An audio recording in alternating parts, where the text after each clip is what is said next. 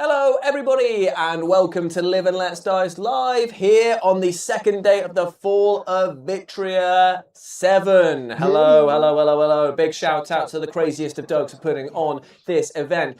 Raising that roof respectfully but aggressively. That's right, my friends. And we are going to be bringing you the finale of this 2-day event. There has been so many highs and lows across the tournaments. Mainly the lows of some of the players telling me about how poor their rolling has been. But hey, listen, everyone's had a good time, everyone's had lunch, and everyone is ready now for the Big Bash.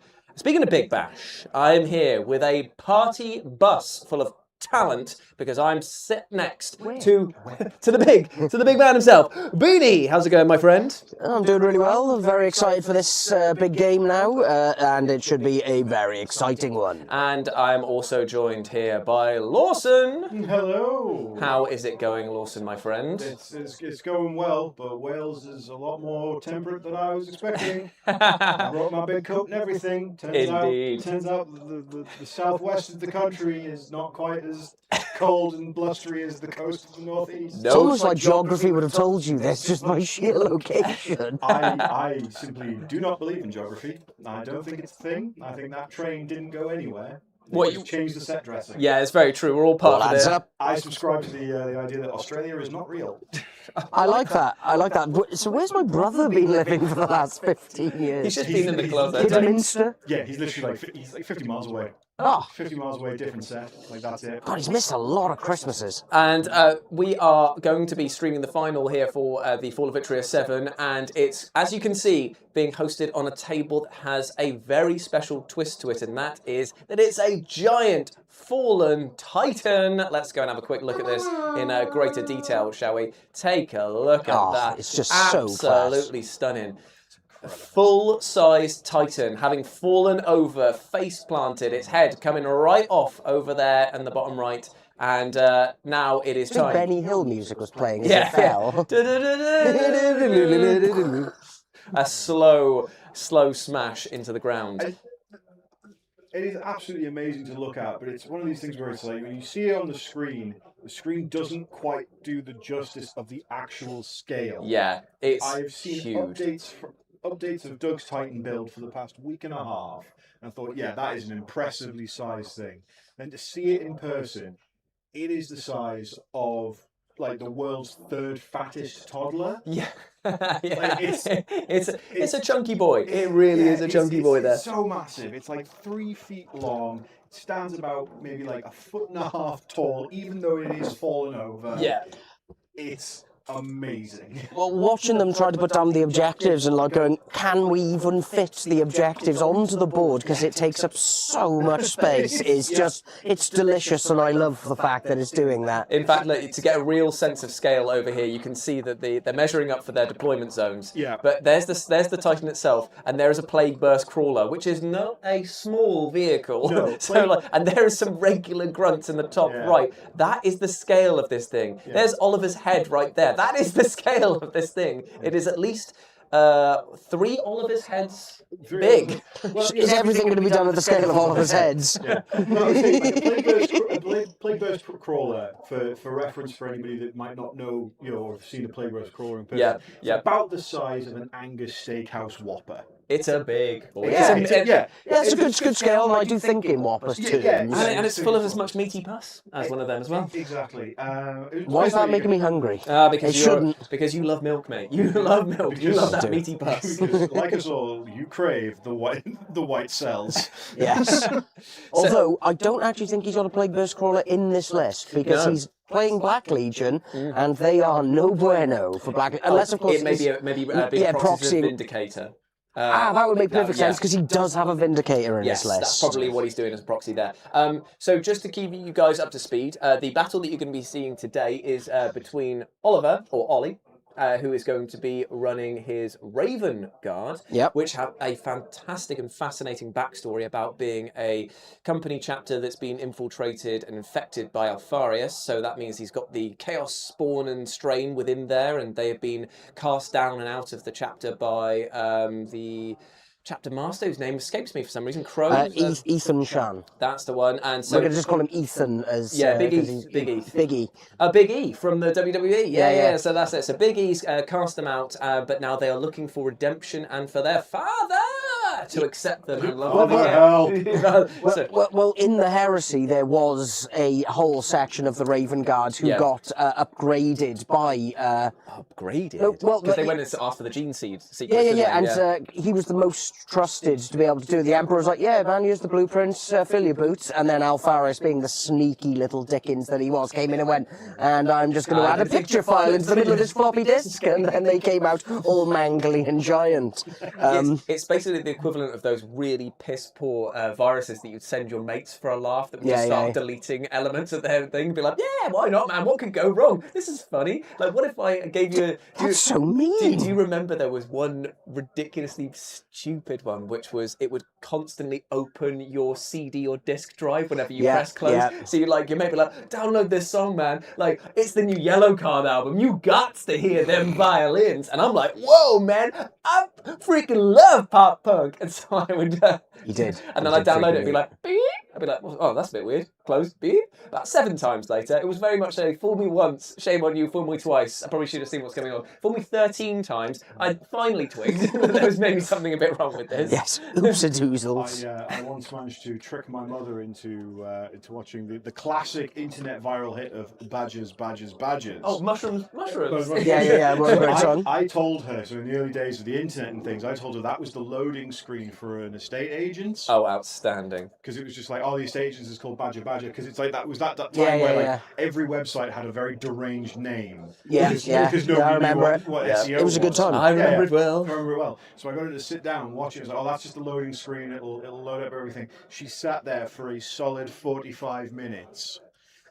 Bless her. Just watching it and things, and then I finally broke the news to her, and then I don't remember what happened, but I assume you woke up. But I woke up.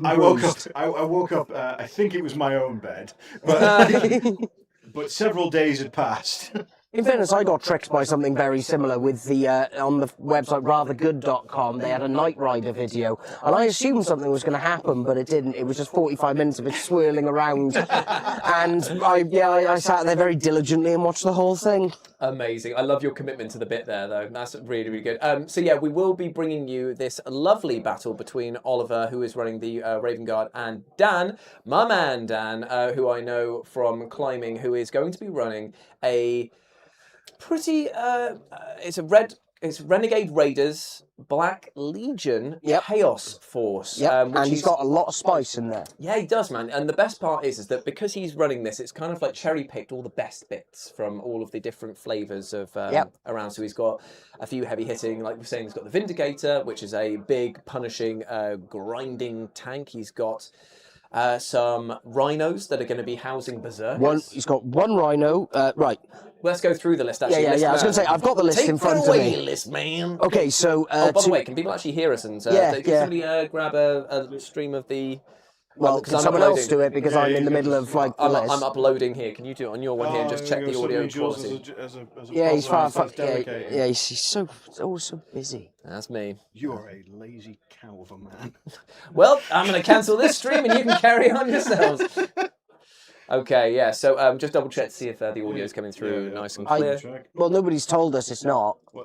Unless, of course, they assume that we're just doing a mute run. And yeah, exactly. They might just be like, the audio's on the paywall. Our fan base may be just dedicated lip readers. Yes, they're very we don't know this. We don't know this. Yeah, we don't know this about. But while he's doing that, Beanie can run through all of the audio's coming through nice and clear. Yeah, cool, that's fine. I can hear Beanie. Just because we're running on 2 separate receiver mics, hence why we managed to get 3 microphones going. A first for Live and Let's Dice on the same PC, and it hasn't crashed and caught fire yet. So I'm counting that as a big success, which is nice. So let's go through the list, starting with Dan's. Okay, so we're looking at Dan's. His warlords today is Abaddon the Despoiler. Oh, I've heard of him. He's a bit of a big deal. Bit of a big deal. Has a pretty fancy sword. Yeah. Yeah, nice guy all-rounder, 270 points of Terminator muscle. Then his other two characters is a Master of Executions and a Chaos Lord with a Demon Hammer and a Plasma Pistol. Sounds lovely. So a nice solid base of characters there, especially Abaddon, who just is unbelievably good. Yeah. Like some of his abilities, I'll just pick one of them to tell you. So as the War Master, he can, so select one of the War Master abilities. Yeah. One of them just provides a reroll. A 6-inch aura of reroll to hit. Oh, that's just bloody Who cares about the other This ones? is Because that's the one you're blooming going to pick every single time. Yep. And yes, with Dracnian, his sword, he has 8 attacks.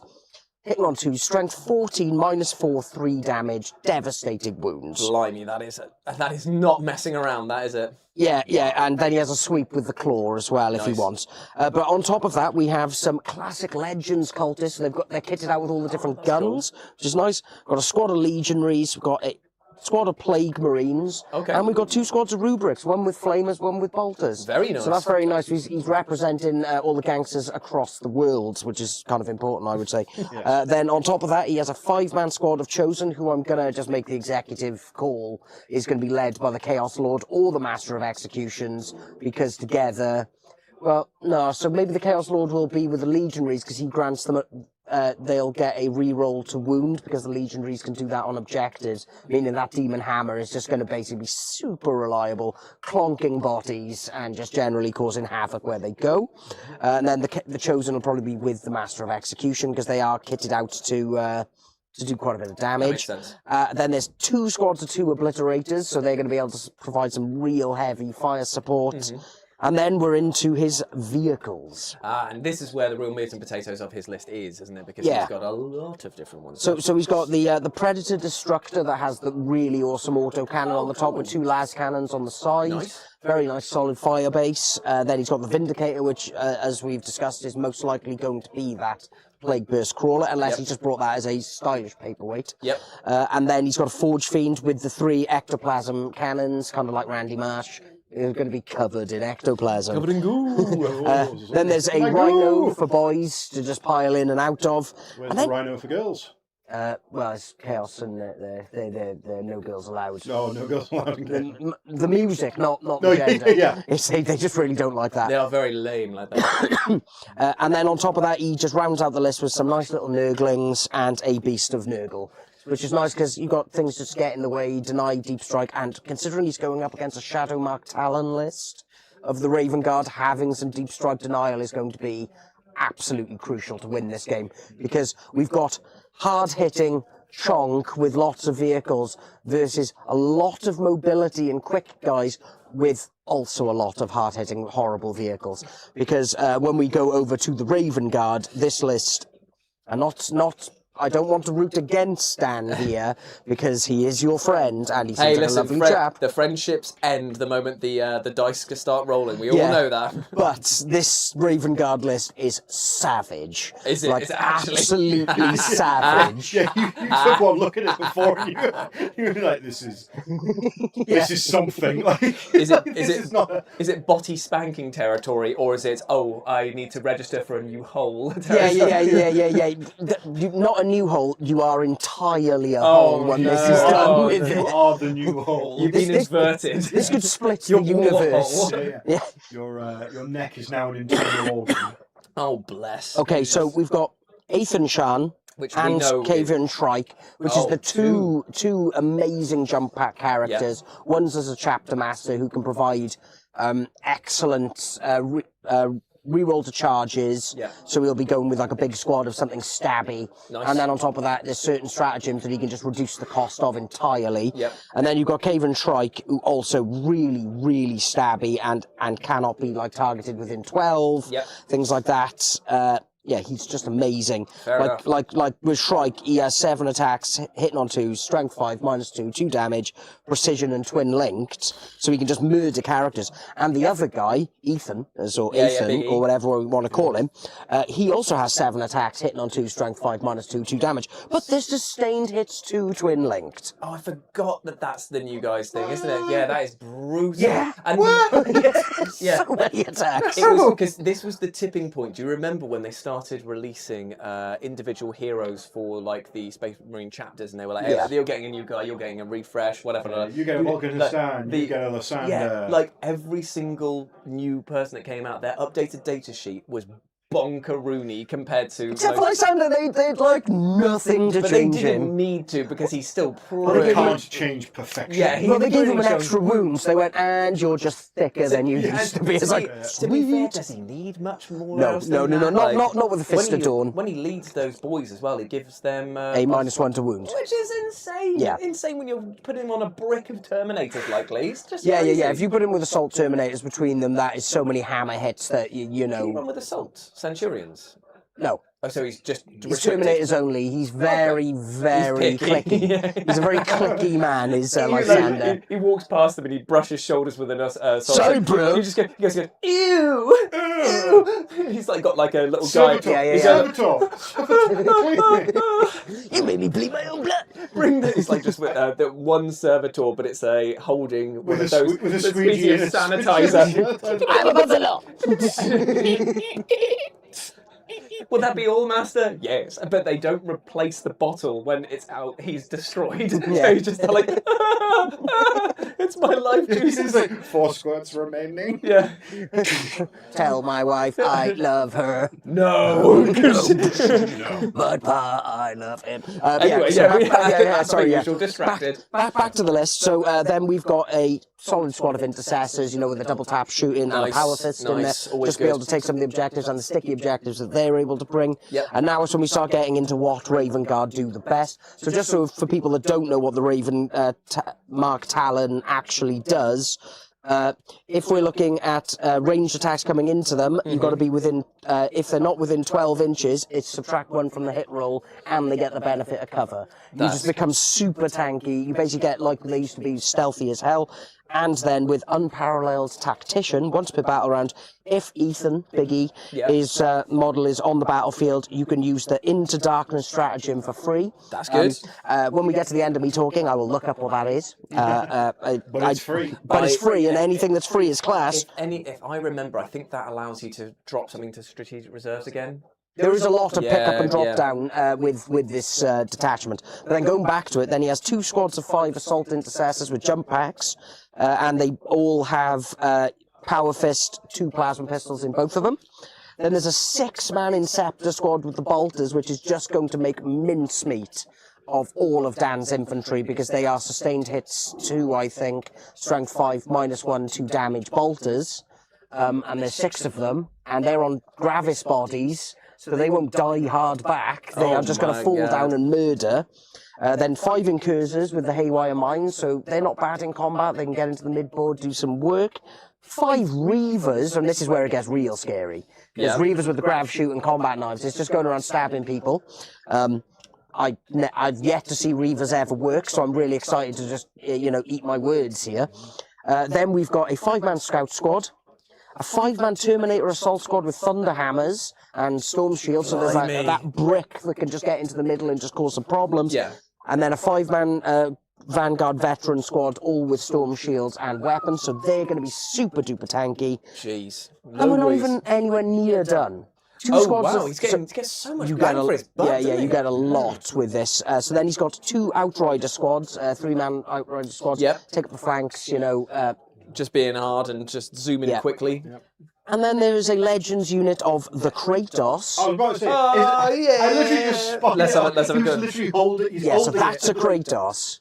Holding the bottom corner. That's the Kratos there. Yeah, so just to say on what big gun it has, it is a 9-shot, strength 9, 3 damage, devastating wounds, Volkite. So all he's fishing for is those 6s and they're dead. That Kratos was originally going to be in this 1,000-point list. Really? And then half an hour later, he emailed me going, Bit mean. Yeah.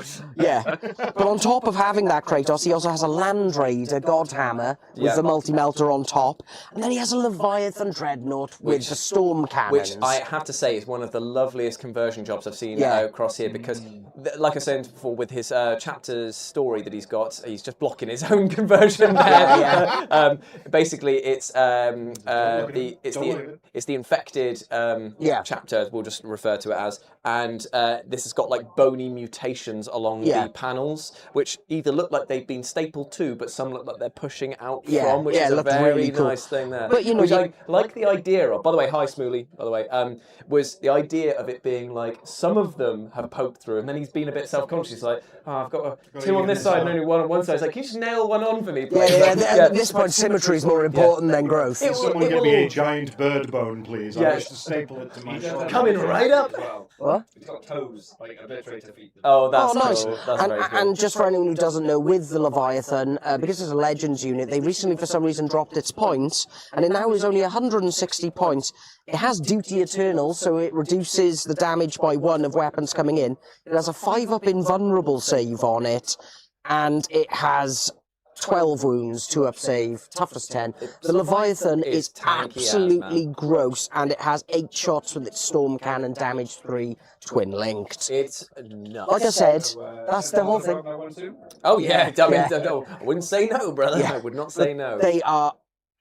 That is such a strong list. Yeah. That poor old Dan, I'm sorry, is if he wins, I will be absolutely baffled by how strong the list is he's going up against. We made a call yesterday that was that Eldar lost to the Tau, and there, because of how much was left, I reckon that Dan can pull it out of the bag. Look, all I'm going to say to that is, we didn't know they were playing secondaries. That's fair enough, So if secondaries weren't being played, they weren't winning. We should actually address what the actual main mission of this is. Also, I'm confused. Is Dan putting this out just as a pre-game thing, or is this actually his screening options? Well, they are only cultists. They are there just to be I think a that shield. he's using them to potentially mark out the deployment map that you can see here. No. Maybe That's what the dice are for. Oh yeah, that makes more sense. Maybe they're just there, just having a little scout of the area, just having a chill. So yeah, once they've decided on this, the mission, Doug will be here to actually say what the mission is. Scorched Fog of War. And what does Fog of War do again? Fog of War is +1 cover, and you can't use core stratagems the first turn. Oh, perfect. Okay, so that means no Overwatch. That's quite useful. Well, if the That's going to be on a Titan Ward because it obscures everything. Well, to be honest, I think that's going to really help both teams because push up. Yeah, because they want to get into combat, both of them really, because they both got a fair amount of shooting. Yeah, you got you've got the Chosen going up against things like the Terminators and things like that. It will basically be who can charge first for this one. It'll probably benefit Dan more than it will the Raven Guard because they've already got the -1 to be hit, and they've already got the benefit of cover as they're baked in rules up until 12. Yep. So it's kind of like it negates that. Yeah. But we'll see now. But because Dan's got a strong list, but a cool list because it's got those Plague Marines. It's got the Rubrits in the middle of the Black Legion, which is just really, really cool. But the other list is savage, and I love it. Like, that is like a bedwettingly mean, and I'm here for it. That's like Oliver's list is very much like. Does Dan owe him money? Like if he will soon. Does everyone owe him money? I was going to say, does somebody at this tournament owe him money? Did we check everybody's hands? Is there a 6-fingered man here? Where's my money? Is that why Oliver is here to gain vengeance? Let me see those pinkies. I love the fact as well that this is going to be a really interesting test of experience because Dan's only been playing now for a year. We're coming up to, and Oliver said that he's been playing for nearly 7 years. Yeah, he's been in since 8th edition, hasn't he? Yeah, that's it. Yeah, so we'll be able to see now, like whether or not this is a well-honed machine with a veteran player can be usurped by somebody who's just got a bit of gumption. A young buck. Maybe who don't play by the rules. With everything to prove. In a game all about playing by the rules. Yes. I love this little tool that Oliver's just bust out here. Down. Oh yes, he has it. For deep strikes. It basically allows you to put it onto the centre of the board and allow you to create the curve that is for the deployment zone. That is a level of nerdery that I respect and disgusted by, and immediately I'm questioning whether we should print one ourselves. I'm thinking we will. Yeah, I think that is fantastic. And we're going to just have a fight with them and pretend they're hammers. Yes. I like the fact that you could also, because there's so many of the GW mission layouts that have like a circle in the middle, and there's a ball full leg to try and get them that's to why measure. we have that mat that literally Actually has has it all the marked circle, out yeah, which for is us, because it's just like, are we super feeling useful. lazy? Yeah. Has the timer started for the... I don't know, I can't see through the curtain or the wall. I probably should have asked that actually for Doug. But is it a 2-hour time limit? I will. 3. I think 3. it's 2 or 3 hour time limit. I will assume that the timer has started because he played the video. Yes, I think the the timer timer is is attached attached to that. straight Yeah. in, so Fair enough. Yeah, it's quite funny actually because Doug sent me the assets beforehand, and he'd sent the one with the full timer in. So if I'd timed it right, I could have had it so that it would have run the clock all the way through. But the file size was so big because it's a 3-hour video. Yeah. I'm like, yeah, maybe not, and maybe not here. Like our beloved Betsy over here struggles with the most simple of tasks, don't you, girl? So it would be... Don't insult her now. I'm praising her for sticking out. I mean, she managed to figure out how to do 2 microphone setups here, so I'm more than pleased with everything right now. Yeah, well, we knew we could do it. We just had to change a few things.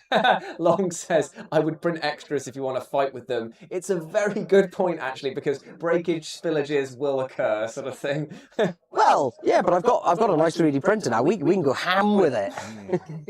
I love this. Hammer. I love it. You're just like, just break my stuff. Just print them. It's only filament. Yeah. I was going to say, print me some off as well and send them up because they will not survive the journey. You know that as soon as anything from the south comes past the border, as Hadrian's Wall, it goes through the guards and they go, all the way over here, and then they stomp it, and they crash it a bit, and they spit the amount on of it. times I've sent stuff down to you and it is not.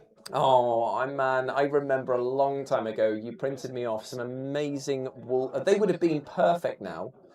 Can't do much about it, Louis, because it's a bleed from 2 separate audio devices here. But it's better than not being able to hear one of us. So hopefully that would be something that we can live with. However, I might be able to do a little bit of shenanigans. Maybe just turn it down a little bit and it wouldn't. I think that it's going to pick up no matter what I do here, and I'm not like super well versed in what filters that I'd have to add in. So I would much rather take a slight annoyance than...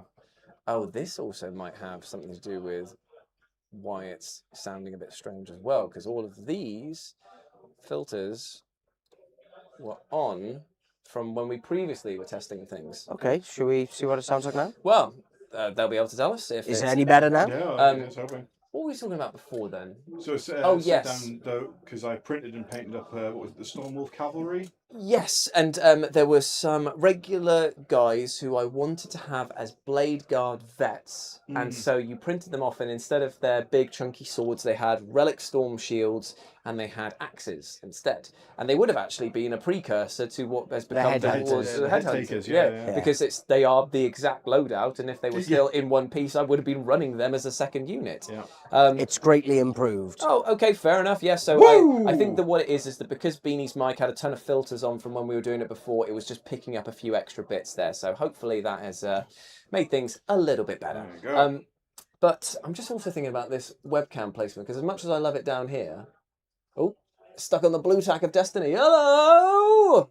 Oh, did it just go upside down for them? Yeah, it does once you tilt it. Do you know what it is? It's because this is designed to be a webcam for people who are doing artwork and stuff like that. So it's meant to be like, you can like just take it straight off, and then it's got a magnet that goes back in. But what we do isn't art. This is commerce. Let's see what how he fancies being a bit lower. I don't like it because now there's a pillar. No, I can fix it. I can fix that. But I'm just thinking about the height of the... It makes me feel less short. Yeah, true. You're on a much more even keel here. Or we can go for the dreaded one here. Oh, that's all chin, man. Yeah. Oh, turn the light on by accident. No, that's not that one. That's horror. That's disgusting. Oh God. That's gross. I looked awful. I still look awful. You look beautiful. Yeah, don't quiet your gums. Don't put yourself it's down. That smiling thing's just like, is that me? Oh yeah, I need to do something about that fucking immediately. Ooh, they are deployed. Ooh, good aggressive deployment. I think first thought, best thought from earlier. We were good where we were. Although we can't see you anymore. Oh, don't worry. I'll sort it out. Amazing. Yeah, it's a vastly Thank improved. you, Smooly. Vastly improved. What we are doing is art. And what is my one rule about art? I apologise. I do not apologise for art. Thank Yeah, you, boys. see, we know. The entire weekend's worth it now. You understand? Lawson was going to go back up to the north, completely upset that we had not learned the lesson that he was trying to instill through violence and threats. So many beatings last night. Oh, it was so needless. We got it immediately. we should. I wrote it down. We should But I'm actually. very slow to learn. We should actually mention, by the way, if we're talking about who does great art, Smooley, Yeah. fantastic Yeah, artist. Oh, God, been yeah. really enjoyed some of the So, stuff you've so- been putting on Instagram recently. yeah, like it's really great. cool. Yeah, amazing stuff there. So continued love and success from us as well. And also, big love to Louis as well. Massive supporter of the channel. Very, very lovely lad who's lent us some amazing things in the past. And also saying here, happy news, I achieved a personal goal today by actually cooking my own lunch. I have a fear of cooking, so it's a step forward. That actually is a huge deal. Like, we will go back to Warhammer, but this is welcome to The Tangent, where we are going to be talking about something completely unrelated to Warhammer for the good 20 or so minutes. Beanie is an avid cooker, absolutely loves it. Lawson is an avid cooker because of the fact that you have sent some amazing recipes through in the past, and I always see you doing amazing, like bubbling pots of potions and whatnottery and things like that. He's an alchemist in the making. No, that's his meth lab, man. Oh, sorry, I just outed him. Sorry, you're like, shut up. It's such a good setup, though. His meth. So it's the best. It tastes like bourguignon beef. So Move over, Walter White. Yeah, it's none of that blue meth. It's Bovril meth. it's Ooh, Yeah. I like it. it's meth that Filling actually, and yeah, moreish. it makes you feel full afterwards. So I remember going over to your old flat where you're living with Mikey, Yeah. and I walked through the door and I was hit with this wave of, it was just like the most tomatoiest beef you've ever smelt, like the stew of stews. And I remember going upstairs and I was like, Lawson, you got to tell me what the fuck's in that. And I believe that your exact words may have been, they were like, it's like, it's not for you. like I'm not sharing. This what is I'm mine! making, but it's like a whole side of beef that's just been in a slow cooker or something like that. Oh, But yeah. it My was- my. What's it, the Mallard effect? You- You want to brown it before you put it into the slow cooker, then boosh. I can't remember if it was like ribs or something, but you were doing something spectacular, and the smell permeated the entire house to the extent that I believe we were in there for maybe about 20 minutes or so. And because obviously you sorted yourself out with food, Mikey, classic Mikey, just lying on his like long self, just going like, oh, I'm not moving, mate, but I'm so bloody hungry. I'm so hungry, man. Oh, I don't smell this amazing food. So it's like, do you want to get Lebanese? Do you want to get Lebanese? So we basically got something that was equally potent smelling ordered in. Battling fans behind you. But it was just like, it was that case of like, I was not hungry like, at all. But I walked through there and I was like, well, I've never eaten a meal in my life. Was it like hobo lifting a... That's what I aim for. I aim for hobo lifting a rose. And at the time, living in an upstairs flat, it That's did effort. cause some damage to the local homeless population. And Ooh, so- an exhibition. exhibition in July for Smooley. Where to? Oh, that's What's that? fantastic. Is that an online one, or is that one that we could actually go and visit if we had legs, gumption, and cars? Because I would like to see. That's it's a really sad remake But we of will- Planes, but- Trains and Automobiles. Legs, Legs, legs, gumptions legs. and cars. But we've resurrected John Candy somehow, so it's all good. It's all good. We've got Jim Dandy as John Candy. We got Juan Sweetie. Yeah, Juan Sweetie. Hello. Yes, put a picture in the food channel on Discord, pretty happy with it. Going back to Louis' one here, cooking for yourself or stepping out of your comfort zone to try new things is always scary, because there's nothing worse than having bad food, like when you've made it yourself, because you're like, oh, it's not like a bad paint job on a model where you think I've got about 50 more of them. It's like, I'm hungry now. I want this now. And if I'm eating cud when I wanted to make something spectacular, you're going to feel a bit upset by But it. this is the thing, sometimes food is fuel and you are just eating to get it out of the way. But when you've put the effort in and it's like, I've got a vision that I want to make X food, if you absolutely Mr. Bungle it and you look at your food and go, well, that's just shit. Yeah. It's heartbreaking. Like, I've got really into making homemade stock so I can make really good ramen. Nice. And now I've got my pressure cooker. It's gone from taking taking 8 hours to 40 minutes. God damn. That's I know, it's like the apples and oranges. I keep needing to remember that I can use the pressure cooker for stocks, because I've got a pressure cooker. I've got one of those like 11-in-1 Ninja foodie things. Yeah, It's the got- all-in-ones, yeah. And it's got a pressure cooker thing, and I've used it a few times for like ribs and things like that, but I keep really forgetting that it's for stock too. The So key I need with to it, start putting my so, leftovers so, in so there. what you got to do if you're going to do that with stock, especially if they're uncooked bones, you want to make sure that you blanch them for 5 minutes beforehand. So bring them up to the boil, take them out, and wash them down so it gets rid of the scum that's inside the bones before it goes in the pressure cooker, where it can really pump up the jam and ruin your stock. Right, well, Louise posted this in the food channel of the Discord. Louis, if you're able to as well, can you put a link to the Discord in here? In fact, Can you do exclamation Discord, or is that balked?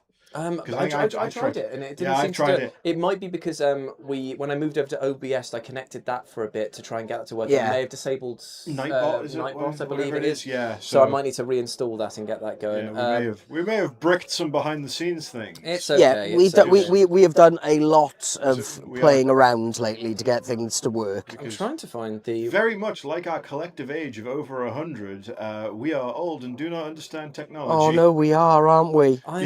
Do you know what? I'm struggling to navigate my own Discord here. Is it in Tales of Interest? The food one? And no, it's Live and Let Rice. Am I being blind here? I can't see it. It's the third one down, I think. Oh, there it it is. Oh, There. why is it was the only one that was there? Oh, weird. Chickpea and coriander veggie burgers with homemade sour cream. Lovely, mate. Homemade sour cream as well. Very nice. Hell yeah, that's lovely. And you didn't just leave cream on the side until it became sour. You actually made sour cream. I just want to clarify now, because they are very different things.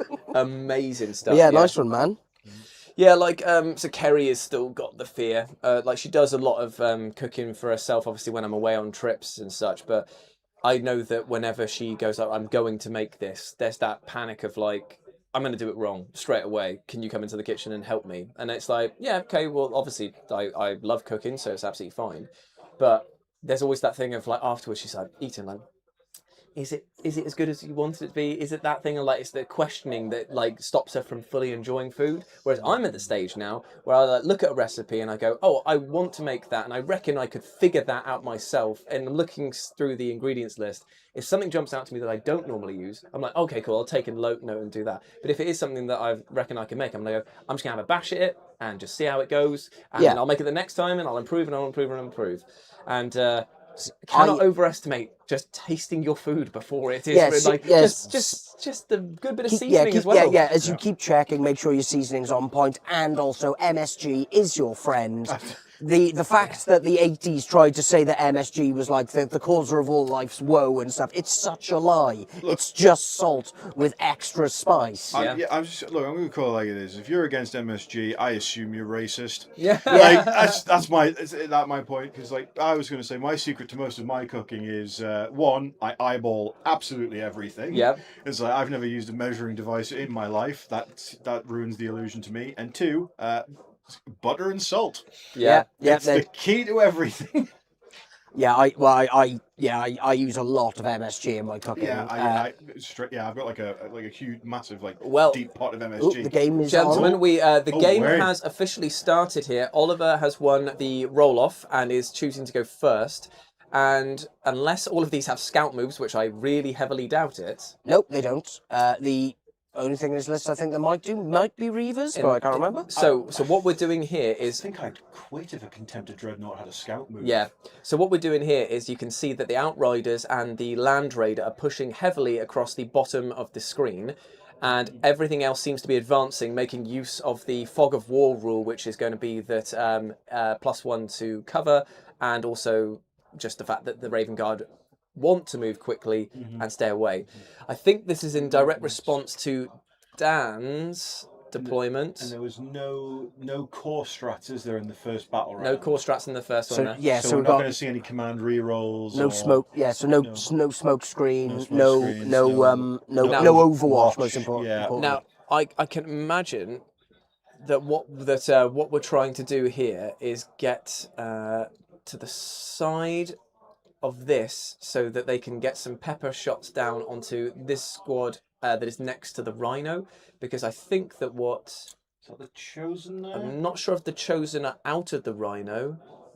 But either way, that's going to do a lot. If they can take out the speediness of the Rhino and its contents, or cripple this squad that's next to it here, then that is going to do quite a fair bit of Yeah, damage. so the Outriders, because they've got twin linked, Yeah. and depending on what his Oath of Moment is, really, isn't it? Because getting that full rerolls and the +1 to wound against Chosen, that'll be wounding them on 3s with the built-in rerolls, -1 AP. Although they will get the benefit of cover because they're playing in this fog of war. So it's still only going to be a 3-up save, and as you know, Chosen have 3 wounds. That's a tough nut to crack, and he's going to struggle to get something like the Volkites and the Storm Cannons over there. But if that Kratos can get a line of sight on them, they're poo-poo pancakes. They are gone. Well, that is a flat 3 damage, devastating wound weapon. And up here, he's made a push for the objective that's in Dan's side of the board. He's managed to get a unit on there already. They are that's his Reavers. They've got infiltrate, haven't they? So that means that would have mean that they deployed and then have moved on to that objective over there, which is pretty smart early game capturing, and it's going to draw Dan's attention away. You can clearly see here that what he's done is he's put more manoeuvrable and kind of lighter armed forces here. Dan will probably push forces over there to try and take that, which means that unfortunately he's going to open up his back line here for the...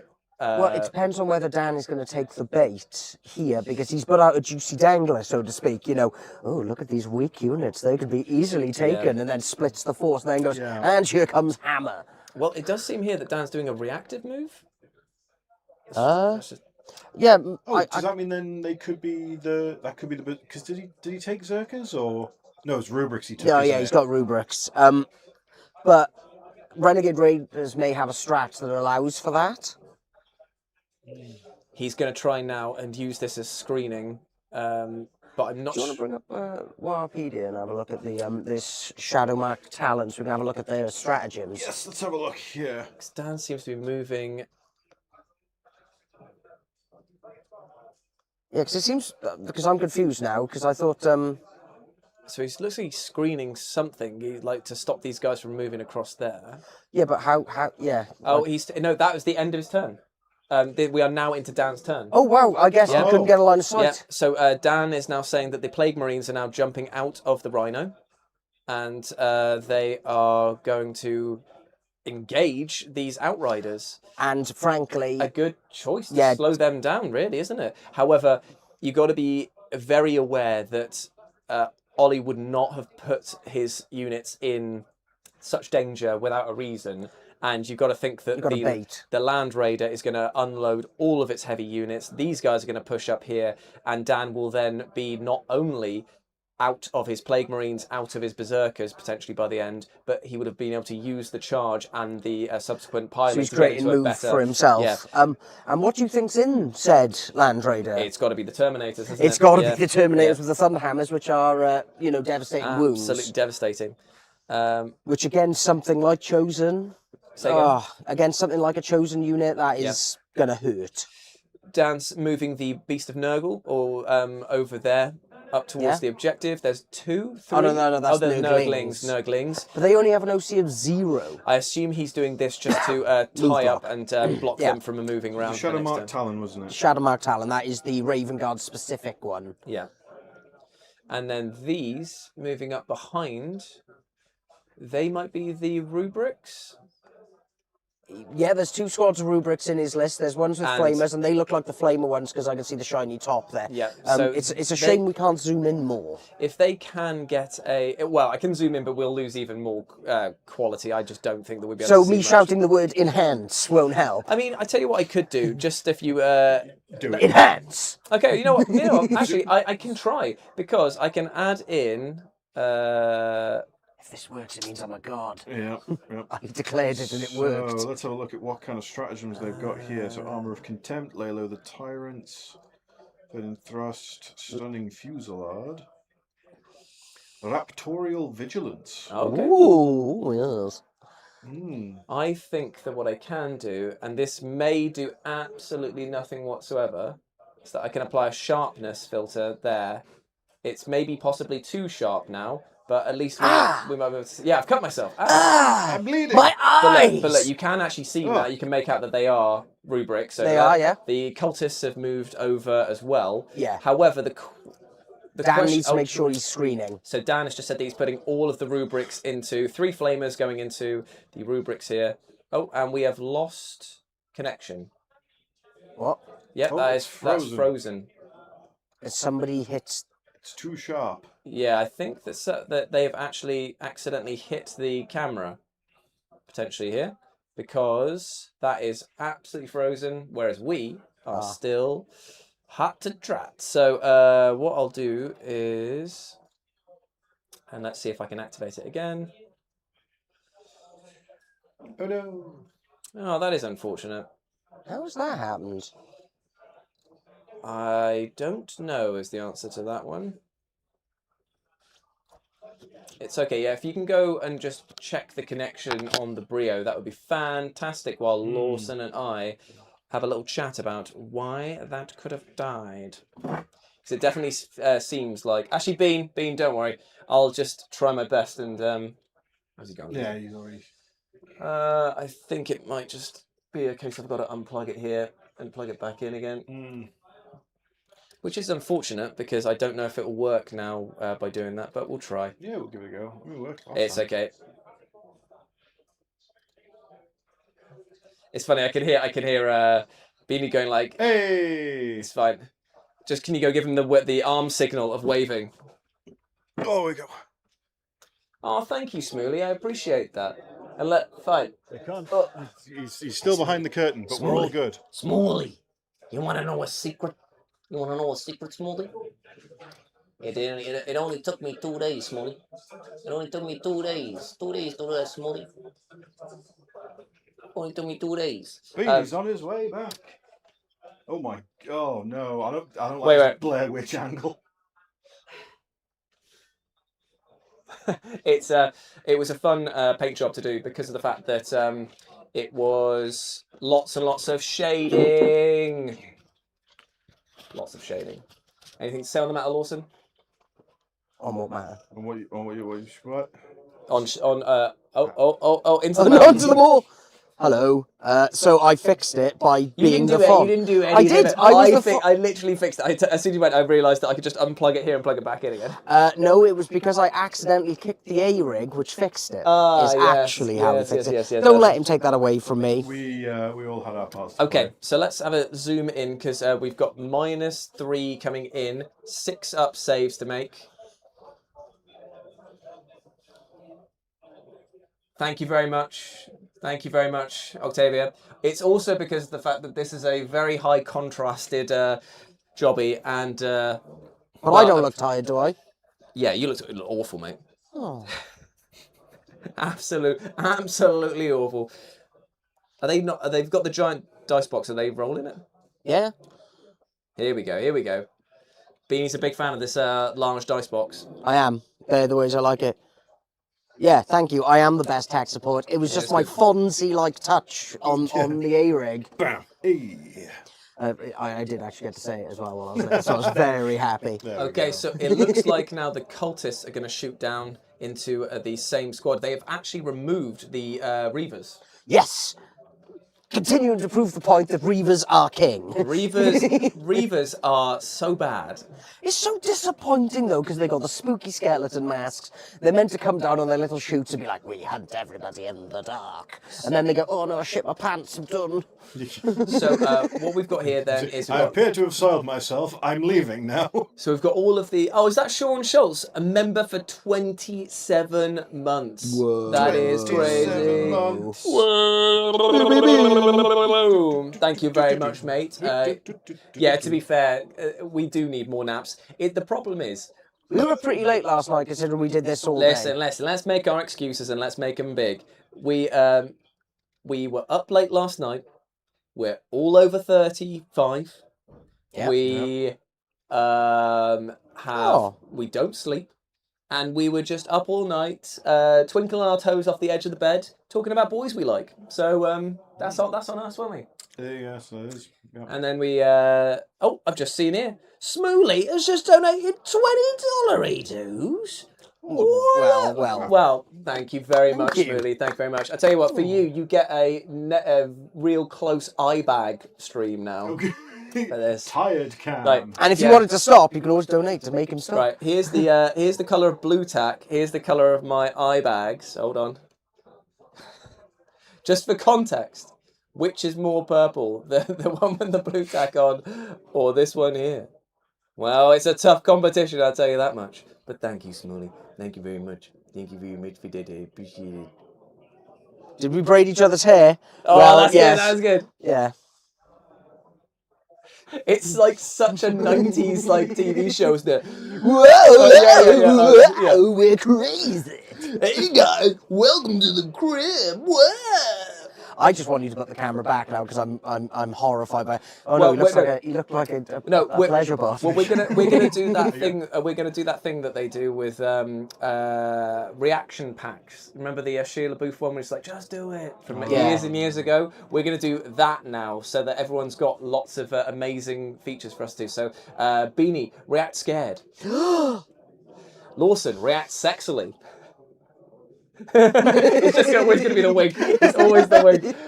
It's my natural. It's either wink or salute. Yeah, I started picking that up in like secondary school. I just started saluting people, and it's stuck for like. I started doing it for a while, and then Lou told me off. and when Lou tells me off, you listen because he's scary. That's fair. Like I've not met him in person, but I've seen him online, and he scares me. Yeah, and he's currently in the best shape of his life. It's kind of crazy. No, I don't.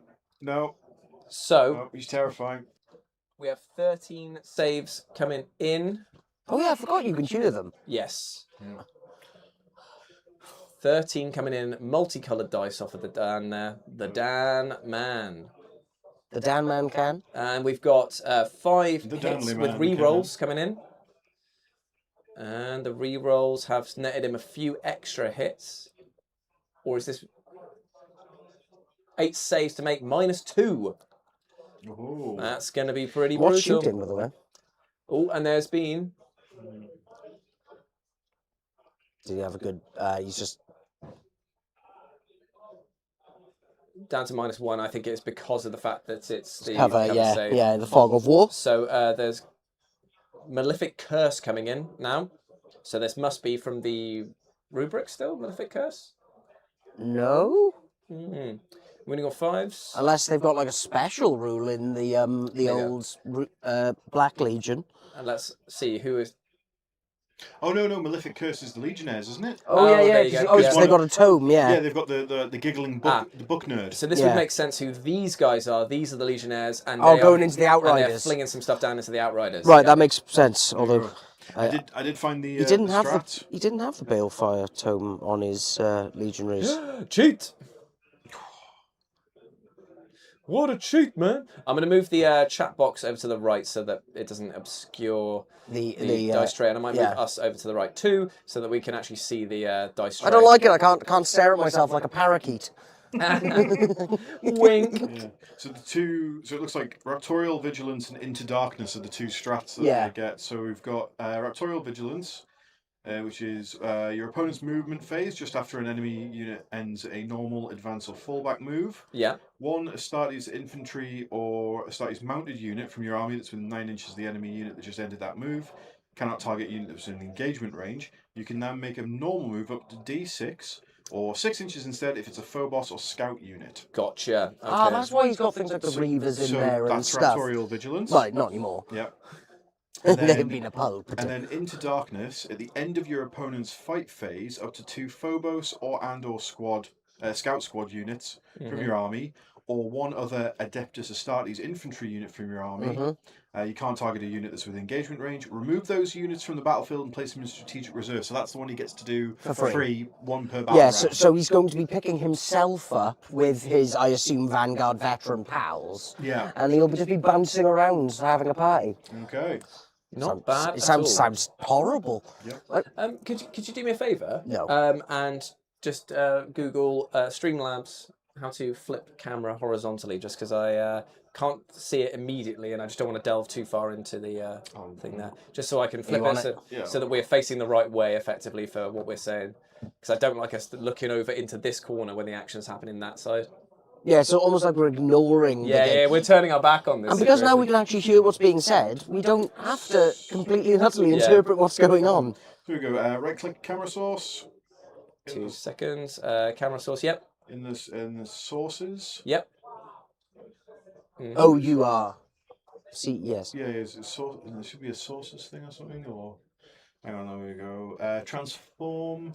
Transform, yep, and then it will be flip horizontal. Perfect. There we go. There Cool. we are. Right, there we go. Oh, I don't like this. I know. I'm looking that way on that one. I know. But I'm looking this way in I here. know. What is, You'll get used to I'm it. staring at myself. You'll get used to it. And unlike a parakeet, I'll attack. Okay. Hey man, they might. Stop it! Stop attacking. Okay, so because they're on an objective, they're going to be getting some. They got some rerolls there. Yeah, legionaries get rerolls to you roll hit. a force. Wound, sorry. Okay, so he's killed another guy there. He did 5 damage from something. So how many of Outriders are there? Is there 3 left? So he's killed a squad of He's them, because killed they were 2 squads of yeah. 3. Not a bad little opener. And I always assume that Outriders are sort of chunkier than they are. yeah. I think They they're felt going like to... a heavy bike. Their biggest problem is that they don't have a... The sergeant can't say, I don't fancy a chainsword, I want X. Yeah. Like, and why don't they have power lances or something like that? Because it's like, your cavalry charging, surely you'd have a big old pointy stick. The fact that the horse guys from the guard, you know, the Atlan Rough Riders figured this out, and the Adeptus Astartes go, you know what's good for this? A chainsword, something that requires a constant force to actually cut through, rather than something to go, yeah. Oh, Forge Fiend looks like it's measuring up now to see if it can shoot down into this squad. Ectoplasm. Yeah, this is going to be some. Is he going to overcharge it though? Well, this is going to be some pretty scary goo here. Ollie is saying that it's blocking line of sight. He's got a laser to prove it. But he can go from the corner. Saying that there's going for. They said that gentleman's agreement. Saying that it's going through the gap and the armor of that, meaning that there is true line of sight. Cool. So this is going to be 2d3. Strength 10 minus 3 damage, and if it's going into obviously a squad that's 5 or more, it's got blast. Fair. But what's he shooting into? It's going to be shooting into this squad here. Which is... Intercessor? yeah, no jump packs? Vanguard veterans, maybe. Mm. So I'm surprised they're out on the front this early on, but... I wonder if Ollie's got anything left in the reserves, like in the tank or anything like that. Well, if we zoom out, we may be able to see in the top right, because he hasn't actually lost anything yet. He's lost the Outriders, hasn't he, Ollie? No. Oh, sorry, yeah, Ollie, yeah. Yeah, Ollie's lost the Outriders. Okay, so the ectoplasm is going in hard and fast. Can somebody just double check the audio on the stream here and just make sure that you definitely can't hear the table audio, just because the fact that I can hear it very clearly. Yeah? Oh, there it is. Can't hear any talking from them. Can you hear us? I can't hear it. There's obviously still a bit of a mild echo, Do but some max volume. Just do it quickly in the corner. Just gonna I wanna hear. Double check that. sorry, Mate. I know it's just testing late in the day, but it's just make sure, isn't it? Jules is just sending Beanie away to stand in a corner Yeah. under a flimsy pretense. Just stay there and keep listening. There's a lot of saves coming in here. Oh, there's a fair few fails there. That's a bad miss, because if that has gone through there, See a bunch of ones there, that's not good. that means that squad is gone. Oh, oof. obviously still a bit of a mild echo, but Oh, That's brutal. That is roadblocks. brutal. Oof. Yeah, so that means now that's the entirety of that flank completely exposed, unless let's just get us out of the way here. what?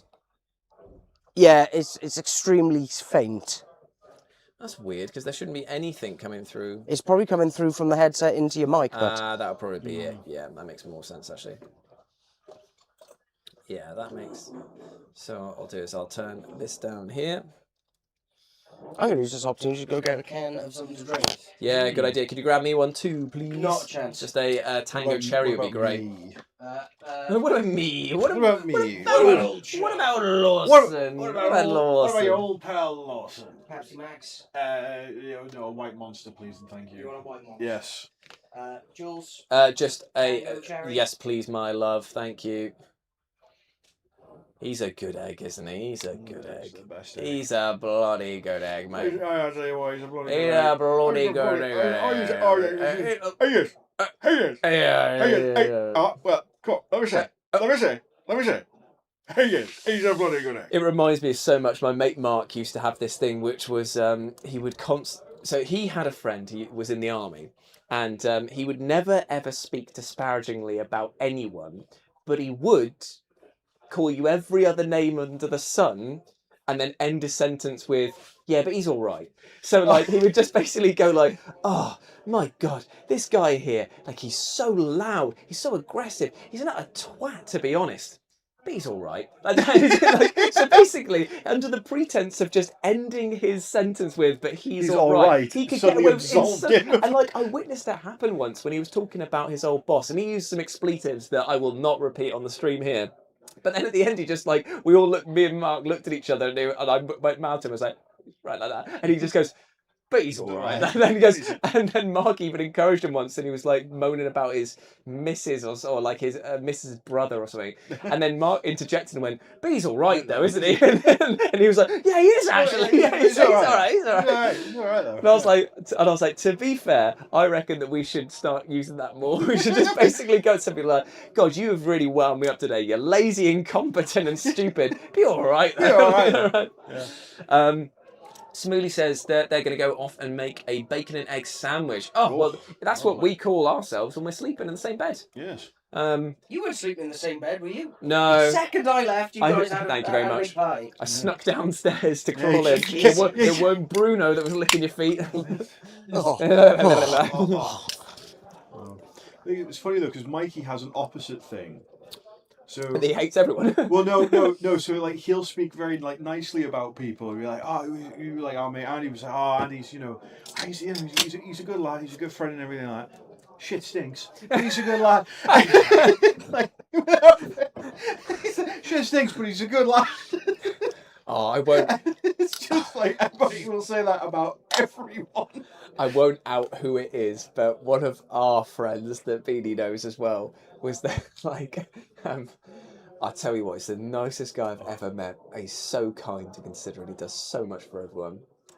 Needs a bloody shower though, doesn't he? I was like, oh my God, it's so rude. But like, and it wasn't us, by the way, nothing to do with us. But it was just, I just thought it was so funny because to go that hard on the praise and then just go for no reason. And it's a knife. I'm just going to stab you for no reason. And you know what? He's defended himself. Were they wrong? No. No, there we are then. He's a very musky gentleman that we know. Yeah. Oh, right. Message received. Yeah, got it. Right, fine. And it's Bruno. It's Bruno. We all know. Hey, I had a bath this morning. I'm all good. Yeah, it's very true. It's very, very true. It was a lovely bath at all. Now, in terms of because now we know that we're not playing secondaries, and we do know that what we see is pretty much what we're getting here. I'd say that Dan has had one hell of a flipping starting turn. Yeah, great opening turn. Yeah. If we just, like I said to Lawson, if we just remove ourselves from the corner here, down in this corner, you Where have we gone? See, top-down camera, the zoomed-in one. If you look over here, Ollie's got a few reserves in the bottom right-hand corner. Yeah. And it's good that he's got the screening potential going on here, but these guys are kind of landlocked now because they either are here, they're here to die, and those guys behind them are there to replace them, but even there's no cover here to run out to, so they are going to get the exact same treatment that their mates just got over there. Bear in mind, he's got intercessors, and he could have tagged that objective immediately. He could run behind cover That's and true, hide yeah. for the whole thing, depending on how he wants to play it. Now, And he's got Terminator. I think he's got a squad of Terminators in that Land Raider. Yeah. as well, hasn't he? Yeah.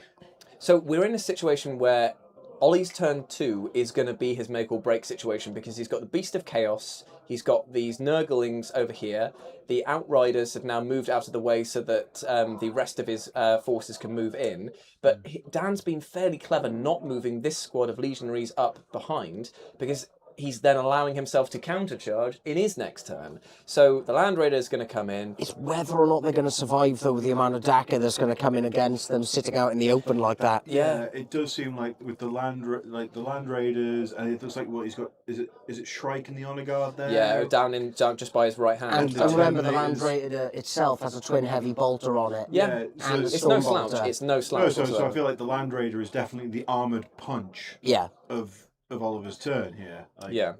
I feel like Where's the Kratos? the Kratos didn't make it into the 2K list, I don't think. Yeah, no, it did. Or maybe it's in strategic reserves then. Then poo-poo They're still- pancakes yeah. later then. yeah. Well, I just think that Dan couldn't probably have had a better first turn there by eliminating some of the threat.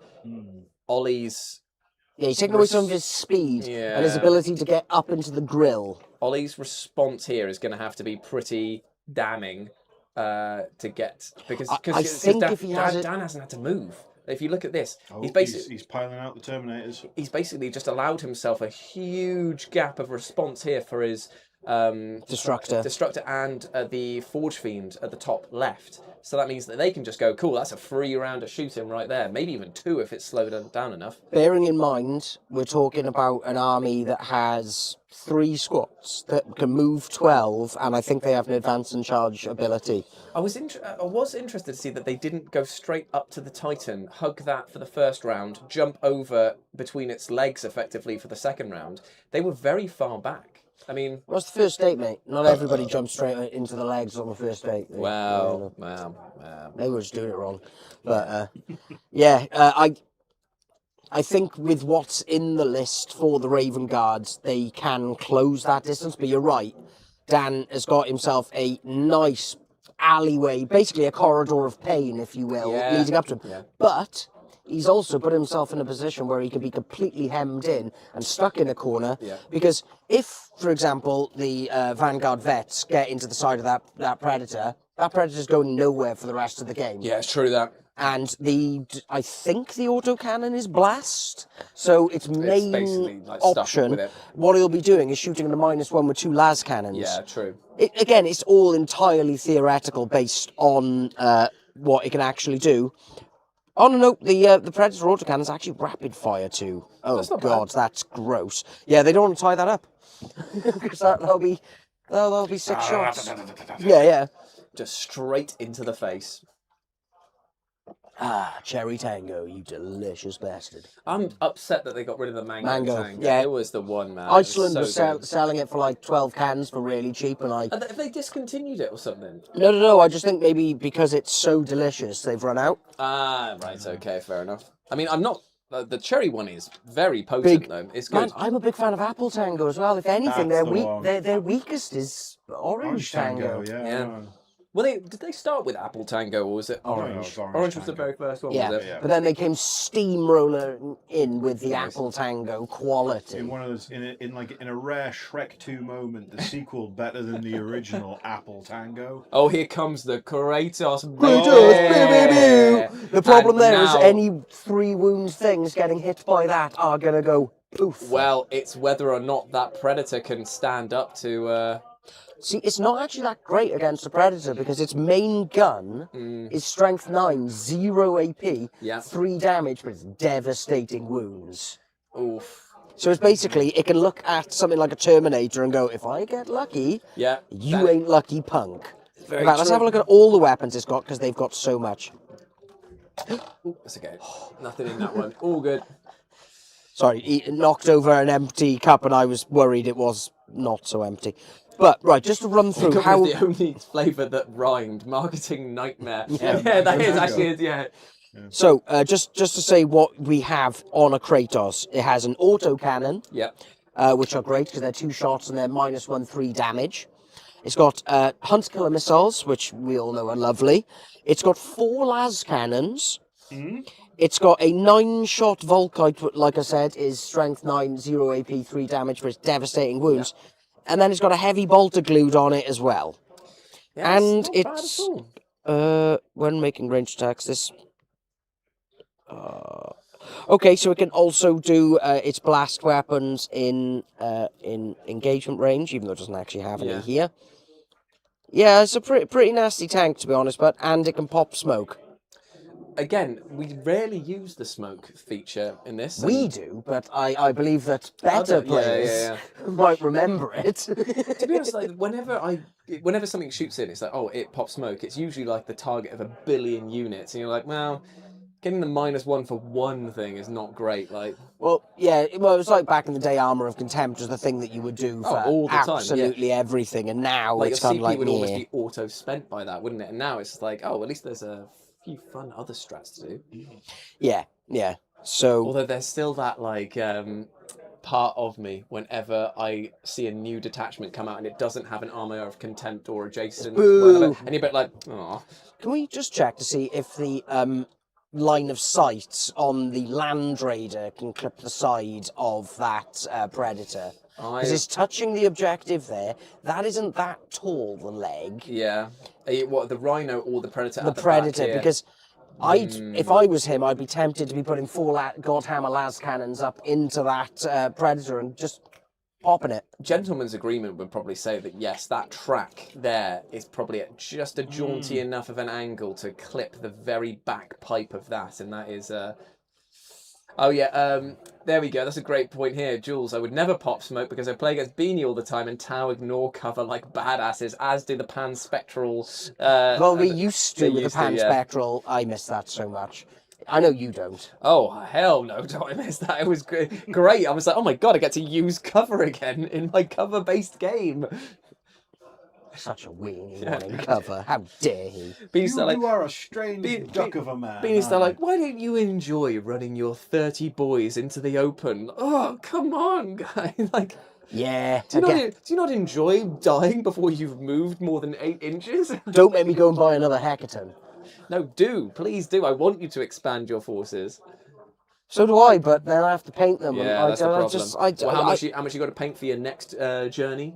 4 models. That's not too bad because Ulthuar, the Destined, is 1. Yeah, and then 3 Steeljacks. Yeah, 3 Steeljacks. That's not bad, man. And they're built, they're primed, and they've been started. Oh, it's that's just absolutely fine. Easy days. I just don't. I'm not enjoying painting at the moment. Want to. Yeah, I'm just not enjoying painting anymore. Well, the thing with painting is it does come and go, doesn't it? Like, unless you're Doug, who seems to just get off on it every single time, and that man's been edging himself for like 25 years at this point on it. But like, it's a case of I do not want to be there when it releases. Let me put it that way. The ectoplasm. It's just a case of he's the only person I know who can paint that consistently and still love it. Like, I know that you paint a lot, Lawson, but I don't think you always love it.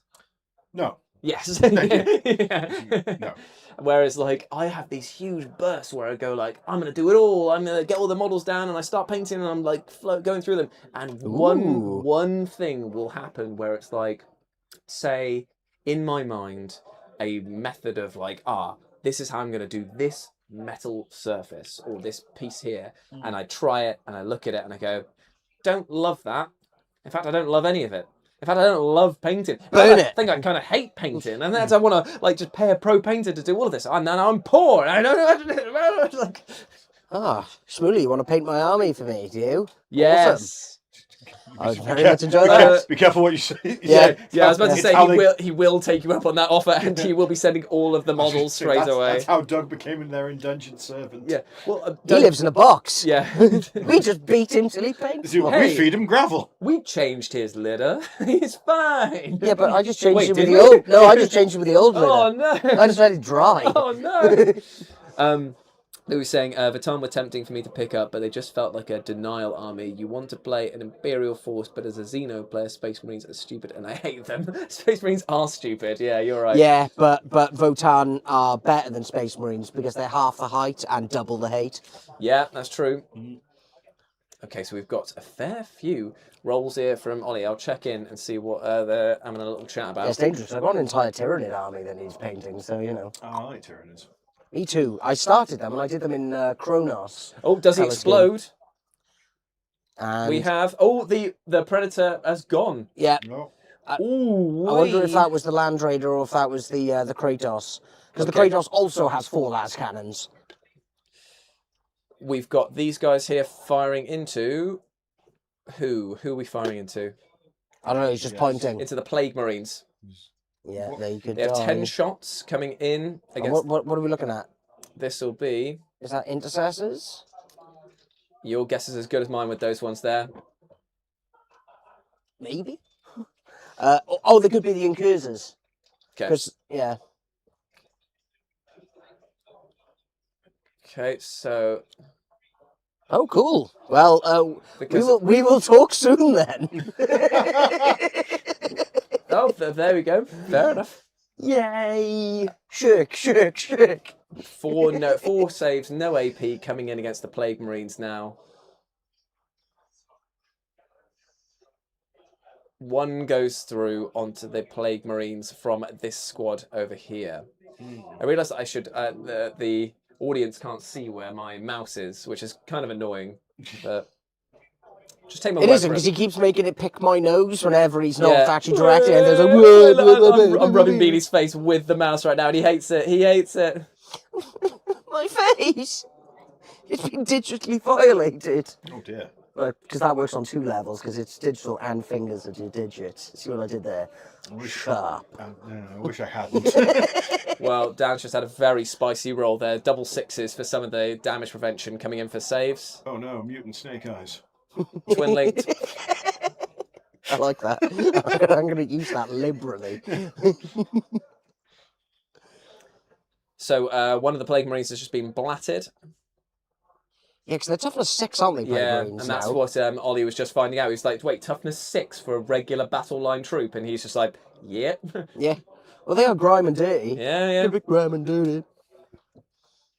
But again, they're going to seemingly annihilate this like squad in front of them, which, fair enough, is a big blob out of the way, quite literally, because they're filled with grime and grit. But the problem is that that's not getting Ollie closer to his destination, which is probably up here. However, Half his firebase has just died. Yeah, taking out the Predator over here has been a huge... That's going to be a huge thing. The question is, where's Abaddon? Flabberton, He he's... must be in the Rhino still. Can he go in a Rhino? He was Terminator armor. Then he must be in Deep Strike. Yeah, probably. Ooh, that's going to be a tasty one. If he can make that charge with him. Hang on, I'm just going to check the data sheet, because I can't remember with Chosen what they can do. I think they can go in rhinos. The Land Raider is now going to pile in a ton of shots into the Beast of Nurgle over here. 1 day left on that one. Sorry. Stop looking at eBay. I can't stop shopping on eBay. I want all the discount Switch games. It's fair enough. What was I looking at? Sorry, what was Sorry, I was thinking about Mario Maker. You were going to see if the Chosen and Abaddon can go into transports. So we've now got the shots from the Land Raider going in, and it's seeming like we're getting some hot hits from Ollie. So I guess he could have put them into strategic reserve with the Chosen. Possibly. But because the thing that the Chosen have is they have the ability to shoot and declare a charge in a turn they advanced or fell back. Not bad, eh? So they're very quick, and they would give that to Flabberton. Yeah. And he can get up there and absolutely Muller ice people. So 4 saves coming in here, and then that's 3d6 worth of damage, I imagine, that's coming in from the las cannons, because that was the only target it could see. Apparently, they've said that it could, because the Predator was destroyed. Yeah. So they've all gone into the Nurgle, and what was he just trying to save there? Looks like the Beast of Nurgle has gone. And it's I'm good to get surprised that we had that many rolls for that, to be fair. They have surprisingly durable things. Across both game systems, Quite good, are they? Beasts of Nurgle are... I don't know whether they've got the same thing in 40k, but I'm pretty sure... I'm not too sure, because the Maggotkin just came out and I've not checked. Does it like regenerate all the wounds and stuff? But yeah, it's basically, if you don't kill it, it will never die. It's... Yeah, it regens itself, doesn't it? Yeah, it just heals back up to full at the end of a round. So it looks like more firepower is going now into the Plague Marines, and it's just really interesting because the amount of firepower that's gone into them, they've weathered the storm here.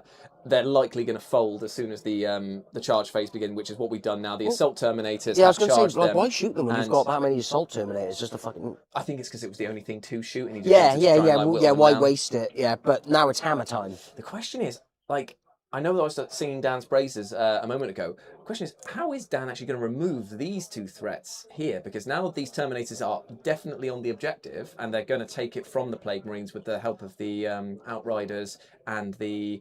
What are these? Not possessed, but they are those like... the Vanguard, The aren't they? Vanguard, yeah. They are going to absolutely obliterate these Plague Marines here. Oh no, they're gone. They are. Might as well just pick them Look up at that, off look, the table. they are fully encased in... Entombed in some Raven Guard knives. Yeah, and remember, these are Terminators with Storm Shields, so they are 4 wounds. Yeah, 4 wounds and a 4-up invulnerable save across the board. Toughness 5. Toughness 5, yep. And they've each got 3 attacks each, strength 8, minus 2 damage, devastating wounds. Yeah. But, as we said before, with Oliver putting the lighter armoured units at the top right, even though they have been removed from that objective, it has pulled the entirety of the rubric blob that way, which flamers against things like this would have helped quite a lot with their... And you can't see the assault intercessors with jump packs on the table at the moment, because I assume they're going to be coming crashing down with character support. And yeah, rubrics are fantastic at dealing with infantry, but not when they've got a chainsword in their bum. Yeah, it's going to be... Few things are. It's one of those weird quirks about nature. Yeah. When you've got a chainsaw up your bum, you find it very difficult to deal with other threats. I disagree. I find it makes me sharper, more ready for battle. I mean, you're definitely more focused. Until they turn it on, obviously. Yeah. Well, joke's on them, really, before it comes out. And then it goes from a Friday night to a Monday morning, I'll tell you that much. And then back goes on the professional hat. Off comes the party boy hat onto the professional hat, which is just the same, but with less bells. It's Yeah. the And same hat, but one forward. less whistle. Yeah. It's the same hat, but forward. Yeah. It makes a horrible grinding noise as it turns. It's just this hat, but I turn it inside out and back to front so they don't see the logo. Put a propeller on. Yeah. Hello. Hey, guys. Hey guys, it's me, Bean. Hey, what's that? They pay me in Williams. I hope I don't fall down the stairs. Whoa! Bong, bang, bong, bang. It sounds so much like me. It's just the best impression ever, really. It's so good, mate. It's so good. I've worked many, many years at perfecting this one. Yeah, you workshop it all the time as well. Unfortunately, to the surprise of There's everyone, there's a Plague Marine shaped hole it's probably twixt those units. it's probably the only time in history that that Nurgle's boys were beaten so badly it's actually cleansed. Like it's clean there. They have mopped them up fully. They have beaten the stink off of that board. They actually just gone, actually, we love the Imperium now. I'm clean. I'm pious. A minimum of 300 points has been killed on the Chaos side here with the Predator, the Plague Marines, and the Beast of Nurgle. And then, has other things died that I've just kind of No, it doesn't look like it. So, and on the other side of the fence, we've got the... Reaver's gone. Reaver's gone. There was another squad. 2 squads of Outriders. And then there was another squad up here in the top right. There was another infantry squad. Maybe Incursors or Intercessors. So it's actually pretty even in terms of like the trading. But the bigger... The question is here is like, that ectoplasm cannon is only 24-inch range? 36. 36. And he's actually got 3 of them because he's got one in his gob as well. So he's going to have to move a bit closer, I reckon, to target the Kratos. But I'm not sure, is that even a good idea? Because Kratos is a toughness 13 breakpoint, isn't it? Something like that. It's quite... It's either 12 or 13. Whatever it is, it's still going to be wounding on 5s. And that is not an uphill roll you want to be taking, especially when you probably can't even one-shot it. Because it's only 3 damage a pop for the ectoplasm cannon, isn't it? No, it's... Hang on, I'll get the Kratos up, because it's sick. It's a heavy infantry killer, but it isn't that good. Well, it's also got 4 las cannons on it, you know. Yeah. Nobody likes 4 las cannons. No.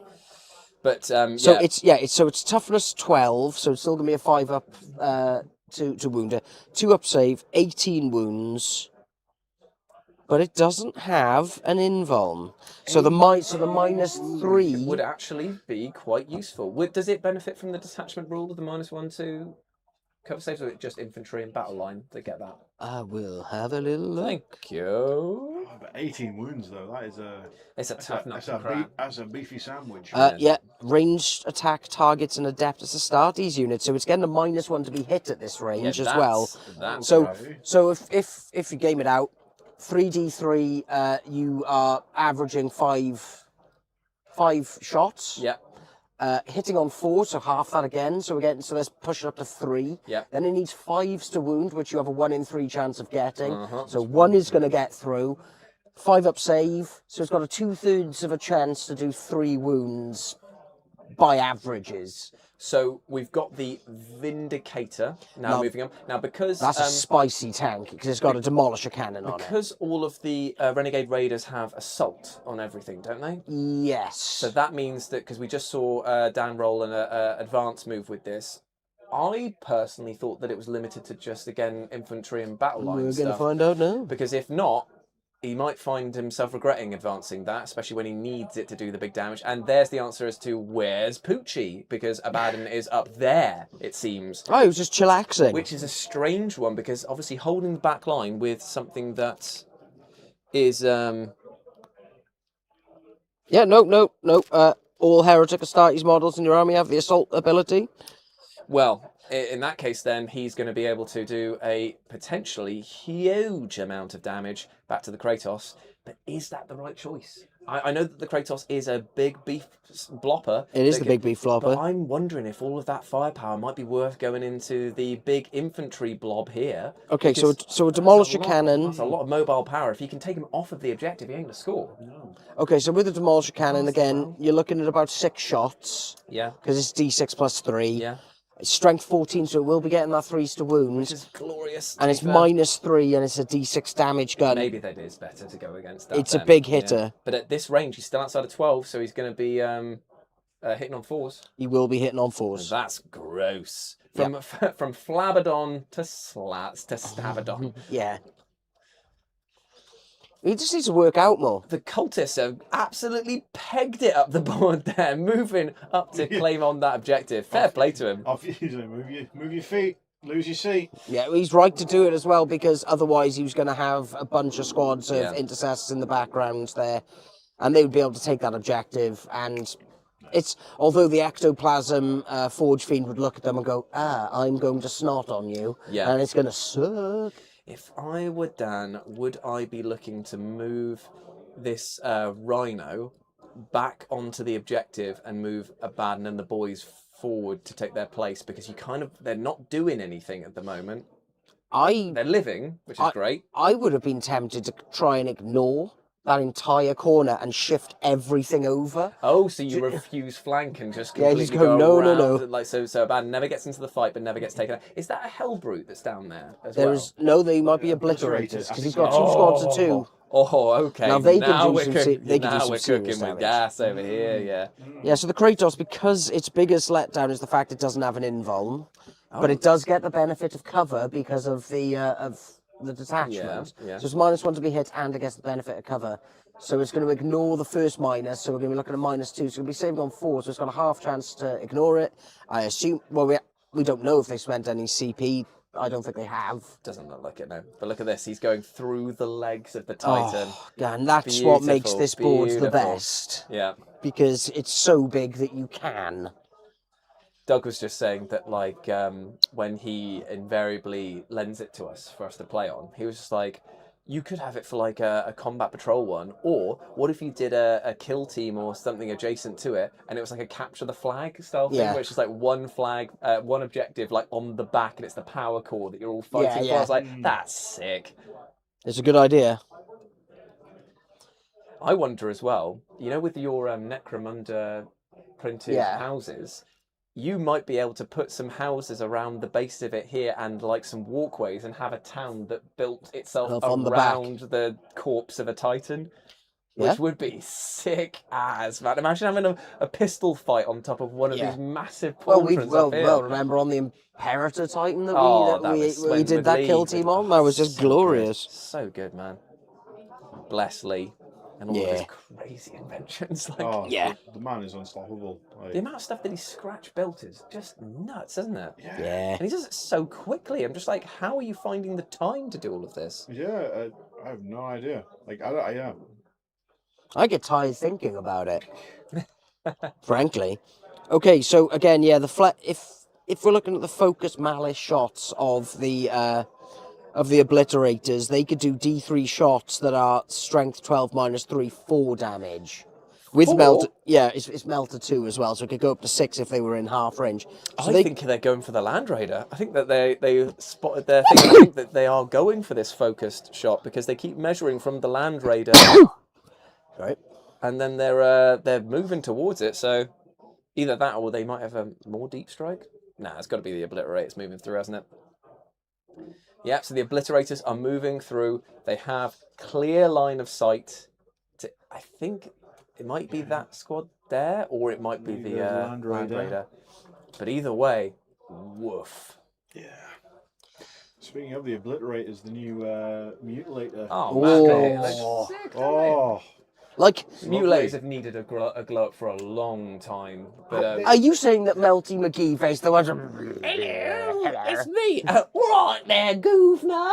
well, Yeah. I mean, you laugh. Spare a penny. I like the stretchy faces on the old Mutilators and things. It felt more like these new Mutilators are great, same with the new Obliterators, but it feels like the old sculpts had more of like that Obliterator virus feel to it. Yeah. Like the idea that they were infected by something. Style thing. Yeah, and they were and it grew out of them. But thematically, I like the direction that Chaos has gone in over the past couple of years. Yeah. When it comes to the design. So although they haven't had like the Primaris treatment, I like that over 10,000 years now, it's not just the armor marks aren't just we've put horns on because we're evil. Yeah, it's, it's a reflection of what we are. It feels like it's actually over time twisted and like swollen. Yeah, it's very subtle to see, and it doesn't pick up very well on cameras. But when you actually look at Chaos Space Marine sculpts, you can see on the armor panels like almost stress lines into it. Hey, Doug. Well, it's going really well. Thank you very much. Doug is here to join us, and we are looking now at something's just jumped out of the Rhino.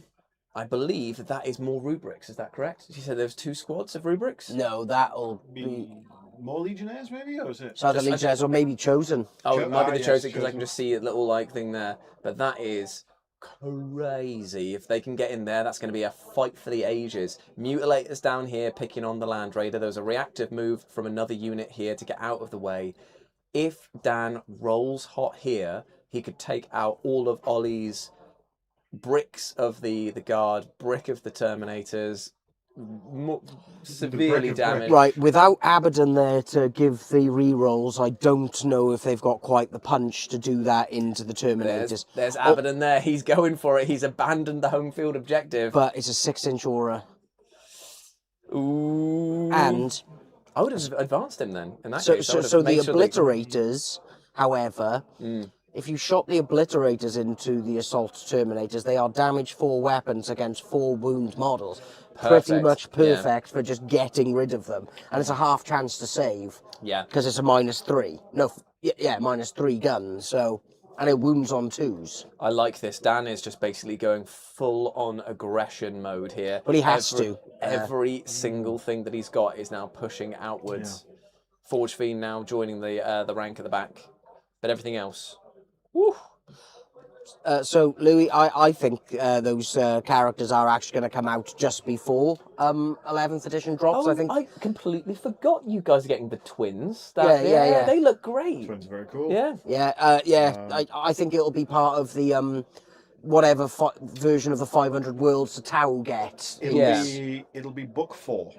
Yeah, something like that, yeah. Because book 1, Titus. Book 2 is the Maelstrom. Yeah, with the Necrons. Book 3 hasn't been announced, but we know that that's going to be Iron Warriors.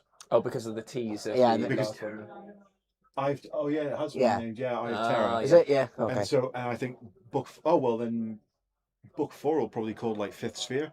Yeah, maybe. Because if it's like, we've got like Titus 500 Worlds, Maelstrom, Eye of Terror.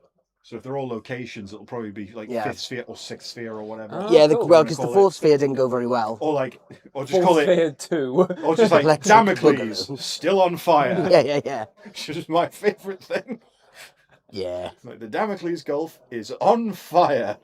When Nurgle got into the Heartland. What does Abaddon give reroll wise? reroll hits. To specific units, or is it to everyone? It's to Heretic Astartes, I believe, So but that I means will that- look so this that would up. be why the Forge Fiend has dropped in behind him then to benefit for some rerolls. Is it shooting or is it just do melee? I will tell you now. Interesting. Because I can... It's been a pretty decent game. We thought that Dan was going to be on the only back foot, excluding damaged but- models like cultists. It Okay. is reroll the hit. Possessed as well, wasn't So it? Like, we thought that Dan was on the back foot a bit when we saw like how quickly Ollie was moving up, but he in turn one managed to do a fair chunk of damage to him. Ollie has, however, dropped in a Kratos and removed a Predator Annihilator with the snap of his fingers. But right now, Dan could push back really well if he. it feels like what Dan's done here is he's snapped the tip of the spear. Yeah. However, There's a second spear. however, there is a hefty shaft Yes. just behind. Yes, there is. There's a hefty Yes. Kratos and Land Raider shaped shaft. Yeah. There's a table where Neil was playing, and a Beyblade in front of the gates. Yeah. Amazing. It's died every game on my turn when I'm there. Oh. So it blew up and took out a Mutalith. Yeah, And the Vortex Beast. Nice. Beast. I was like, yeah. Okay, we are starting to do some shooting. I'm gonna pop on the headset and figure out What's going doing on. what. Make love to me, Randy. Why the voice in my head keep calling me Randy?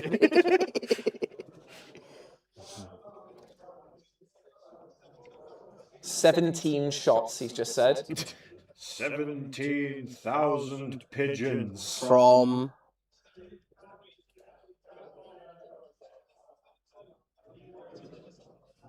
So from this squad here So that the just jumps legionaries. out, 17 shots coming in. To what though? I'm not entirely sure. It looks like, well, if it's the right guys, those are Terminators.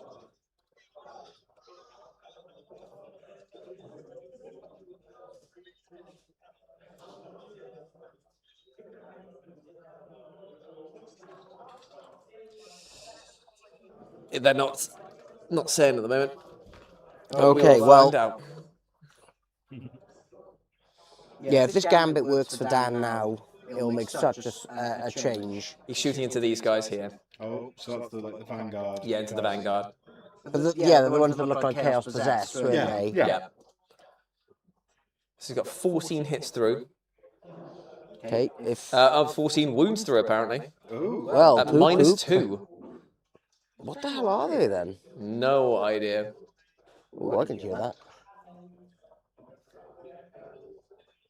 Invulnerable saves. They're only 1 damage each, minus 2. God, I love Warhammer. Oh, is this more flamers there? Is that what Yeah, they are? he had 2 squads of That would be flamers. it. That'd be it. No, he only had 1 squad of flamers. oh well, Okay. so that's the rubrics there next to the... And we must have got it wrong on what was attacking on the other side. Yeah, there were rubrics there. Just he's got 2 squads, and one was flamery and one was boltery. Unless, of course, he gave me an old list or something. Malefic Curse coming in now. It's just there to make you look like a fool. He didn't need to do nothing to make that happen. That was when you were meant to say, no, you're not a fool, and I love you, and you didn't, so... I love you because you're a fool, Beanie. Okay. There you go. Well, they've managed to take out a lot of the honor, the veterans right there pretty quickly already. Yeah, I just keep calling them honor guard because Yeah, they're next to the yeah, main yeah. guy. So it's just like, I don't know the names of all this stuff. I ain't no 40k nerd. I'm an Age of Sigmar Chad. There's nothing Chad about Age of Sigmar. Everything is Chad about Age of Sigmar. Because of Nagash, the Supreme Lord of the Undead. the gash is gash. See what I did there? It was genius. Yeah, it was good. It was good. It took me a while to come up with as well. Like, I'd be racking my brain over that. You've been bouncing that back and forth across a couple of brain tanks, haven't you? Yeah, last night that was it. All night. Go into my room, there's bits of paper just everywhere for writing down. I'm a fraud, I can't think of a joke. Pacing around. Nagash is not very good. Yeah. The Rhino's firing some silly bits into the Terminators. But one thing that we've been forgetting to mention is one of Chaos's most funny rules, Dark and Pact. that is the Dark Pact. Yeah, going on. Yeah. Yeah. So Dan's been going obviously for a lot of lethal and sustain, and he has said just then that he's failed a fair few leadership tests, and he's just taken 3 wounds on his Rhino straight away doing that. Oh, you see. Well, you know what I'm like when it comes to Oh, this. yeah, you are a master of them. Failing those kind of tests is one of my favourite things to do when playing Skaven in Age of Sigmar, because like every major character usually has some kind of like warp stone. Yeah. I love it actually. In Age of Sigmar 4th edition, they've basically any sort of command model or character model that got an upgrade or a new model, they also just strapped a gun to it. Yeah.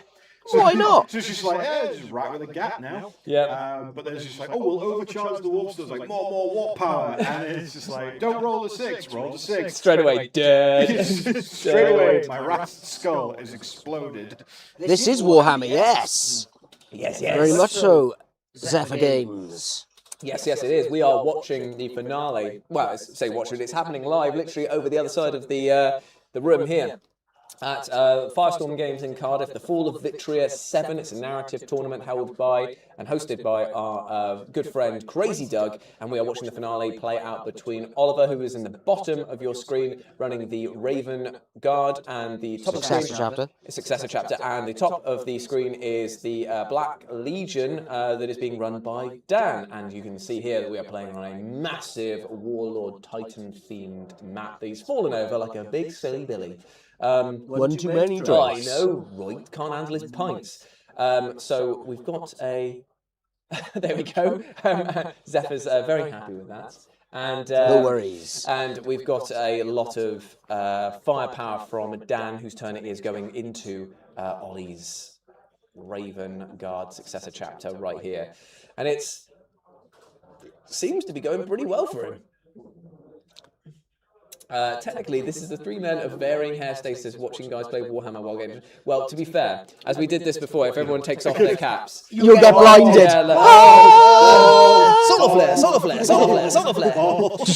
It's so funny. We're all Krillin. You guys watch Dragon Ball Abridged when it came out. Yeah. It's so funny when Tien Shen goes like up to Cell and he's just like, I am a fucking fighter too, you know, stop ignoring me. And he's like, oh, how lovely. Tien Shen wants to fight. Oh, let's go up and see what he's on about. And he's like, what's this move? His special Tri-beam attack. And he's like, try me. And he's just yelling it over and over again. He's like, oh, that's quite annoying. Oh, god damn it. Oh, god damn it. He's like, shouts or somebody comes over.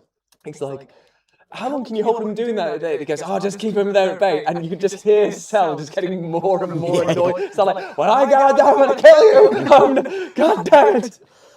In fairness for him, in the non-abridged version, it's like, Tien, you did something. It's pretty It's goddamn been so long.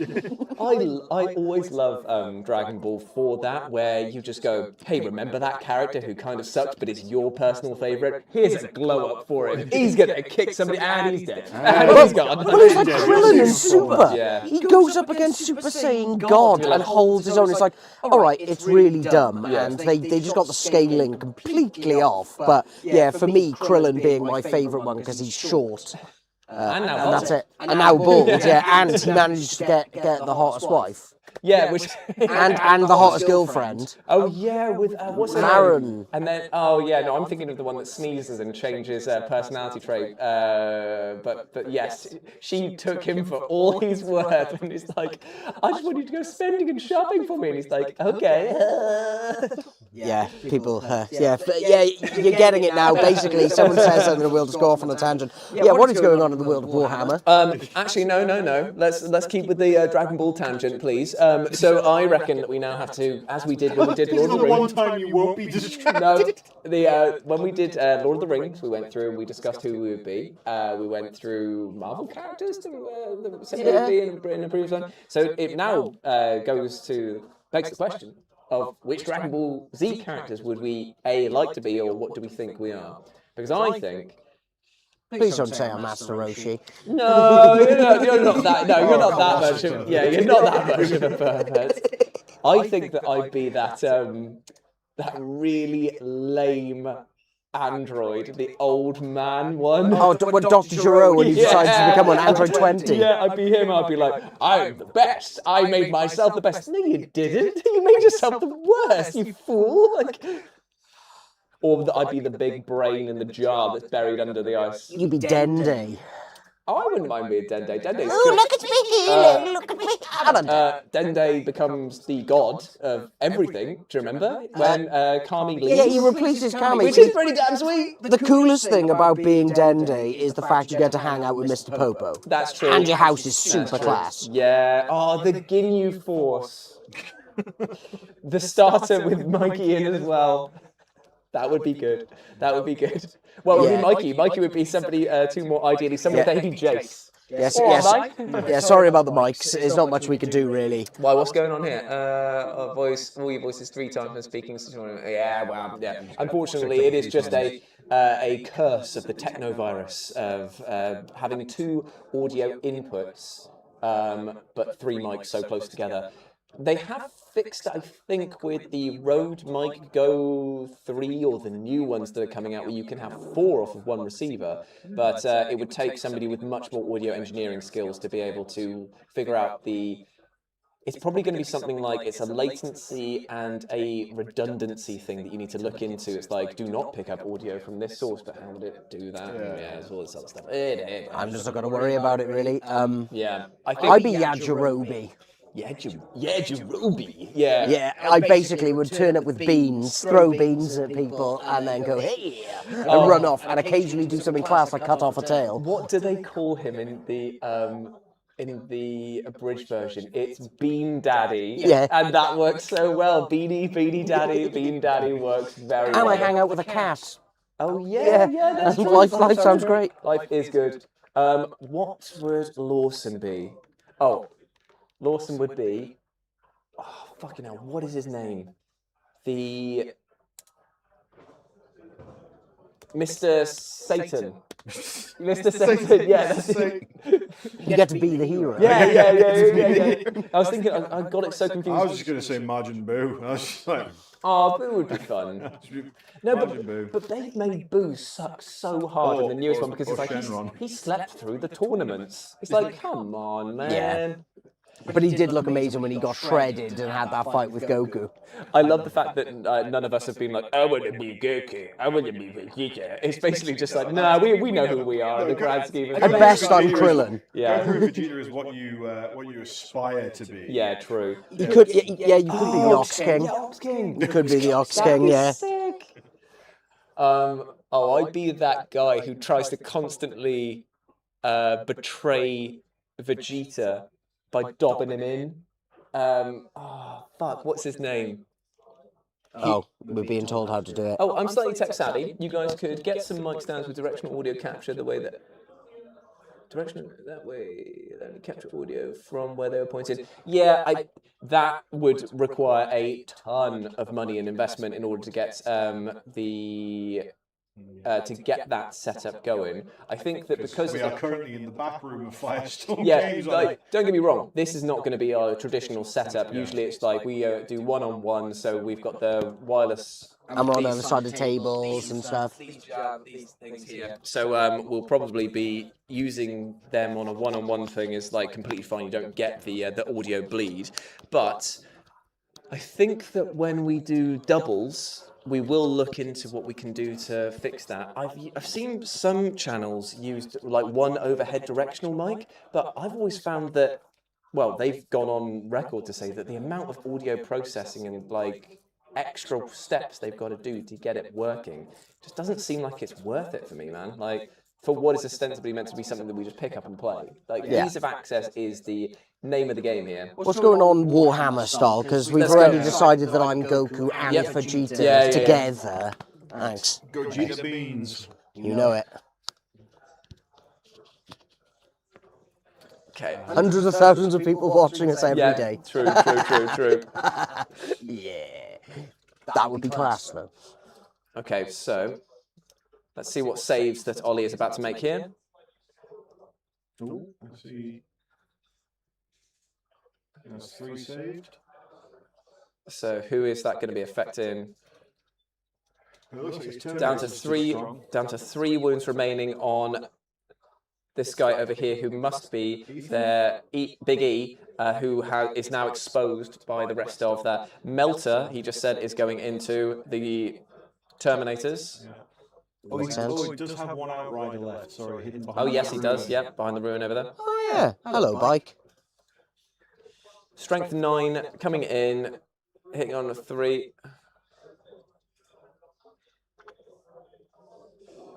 Into the charge phase, it seems. Okay. Oh, the Obliterators are up next. And they're going into the Land Raider, I'm guessing.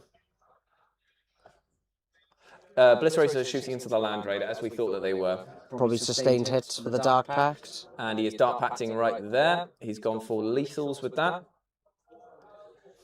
And then, let's see.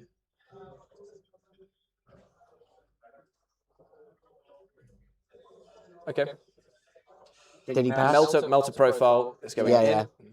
So 2d3 shots. 2d3 shots, 4 shots in Okay, total. right down the middle. Hitting on 3s, re-rolling if Flabberdan's in the way, but I think he's too far away for a re-roll there. But Yeah. He's within 12, they've just double checked. Yes, they're fine. but they're 18-inch range, aren't they? It's because they're 12-inch because of their detachment ability. Oh, he's gone to sustains, not lethal, sorry. Yeah, I thought it'd be sustained because you're looking for the extras. And he's managed to just generate 4 extra hits off of that. Oh, that poor Land Raider. Strength 12. 12, yeah, so it's forced to So wound. forced to wound here. Let's see if he can get the good conversion here. It's a 50-50 shot. Big love, Zephyr, mate. Thank you very much for dropping in. Love you loads. Have a good one, buddy. Drops 1. Oh my gosh. 5 saves to make Melter 2. So 6 6 damage each. invulnerables. Or 6 up flat. Oh, he made. So now, damage-wise, we're looking at... He doesn't need to roll. Oh, no, It's he doesn't, damage yeah. flat 4 with if it's in Melter range, it'd be 6 damage each. 24 wounds they just did. The Land Raider has been absolutely obliterated there. Yeah. That was a fantastic hit from Dan. Yeah, doing that might actually swing things. That's crazy. I mean, that's a very lucky roll, all things considered, to take out a Land Raider in 1 round of shooting with an infantry unit like that. I was expecting it to be wounded and at least get a few more shots off before it went out, but yeah. Yeah, I wasn't expecting to see that many wounds. Kratos is still in play. I don't know if anything actually even targeted it yet, or if we're looks like building it's up got to a wound marker on it. that there. Yeah, Oh yeah, that little barrel thing. Yeah. The barrel thing is a wound marker, so it has taken a licking. But So it now is still the there. charge is coming in. So we've got a charge. If Dan can take this fight here, I don't know how much Ollie's actually got left in the tank. He's still got the Contemptor. Yes. Leviathan. The Leviathan, sorry, yeah. So Leviathan is back. Leviathan's back here. Even with a decent move, that's going to be a 8-inch an move. interesting charge going in across there. These guys are obviously staying at the back, trying to screen and make sure that nothing drops in behind them. But when you're looking down the barrel of 1 Outrider, a wounded leader, a Terminator squad without a leader, it seems, a wounded Kratos over here, and nothing this side of the board stopping Dan from scoring over I think he's here. got a lot in the sky, though, hasn't he? He may do, but it seems like He had a lot of units, remember? Okay. Countercharge coming in here. So Yeah. Big E is now moved into the fight. And if it is Big E, he has 7 attacks with He's a sustained slightly hits dicey. too. And the Obliterators are now thinking about a charge moving in against Yeah, the it makes sense. Terminators. They're damage to Power Fists, Yeah, basically. they're chunky as well. And again, getting more bodies on the objective is going to help swing it in. For your OC and Yeah, whatnot, exactly. Okay.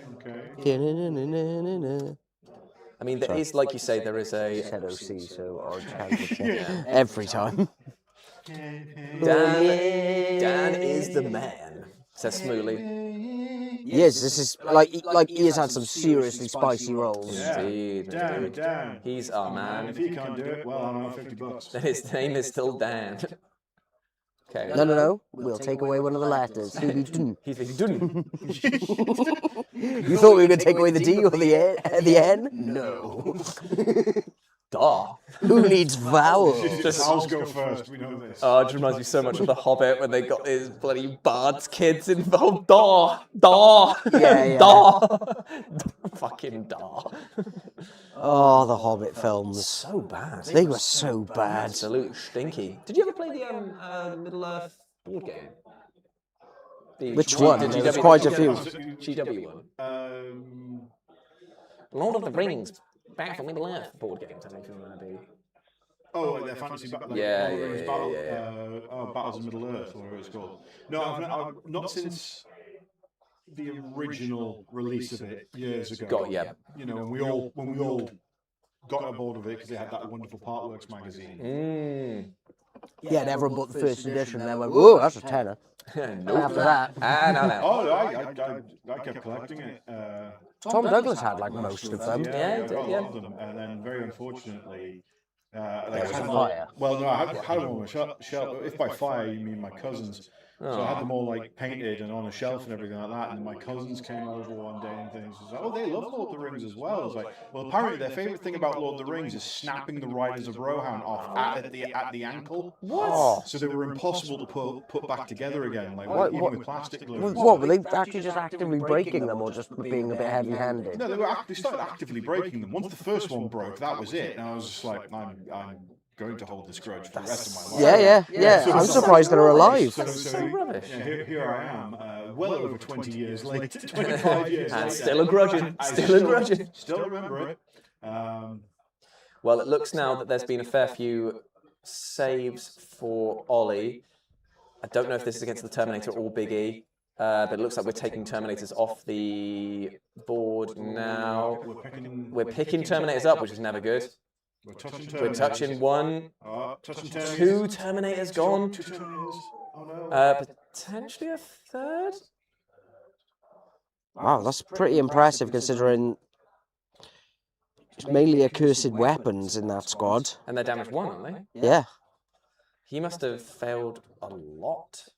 Well, Unless packs or does that Dark packs would only give you sustained or lethal. yeah, so it's -2 means that it's going on to the 4-up, but Yeah. it's still only 1. And also failing that amount of 4-ups is pretty nuts. Yeah. It's it's not looking great, is it? Well, like we said before, it's re-rolling again for some reason. I don't know why he's re-rolling. Oh, maybe they were dark packs. 1, 2 were the first one were dark packs, and the rest were the rolls. Potentially. No. That's fair. Yeah. I should have asked. I should have just been like, Yeah, you should have just done it. I'm yawning now. Deal with this. So we've got 2 more wounds coming in against the Terminators. Onto the Scriminators. Why is he holding that many dice? Yeah, I'm going to jump into the headset here and figure out what's going on, because it's a little bit misleading on that one, because he's losing so many. Terminators are gone. Terminator's gone.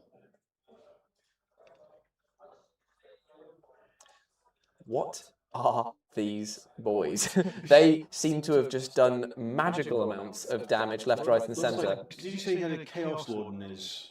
Yeah, maybe that's in there. It looks like there's 6 Yeah. models in that unit, so if it's Yeah. chosen with Chaos Lord. It could have been with the Demon Hammer, yeah, and he can give himself 3 extra attacks. There we go. That's why we're doing. I Yeah. feel like that's.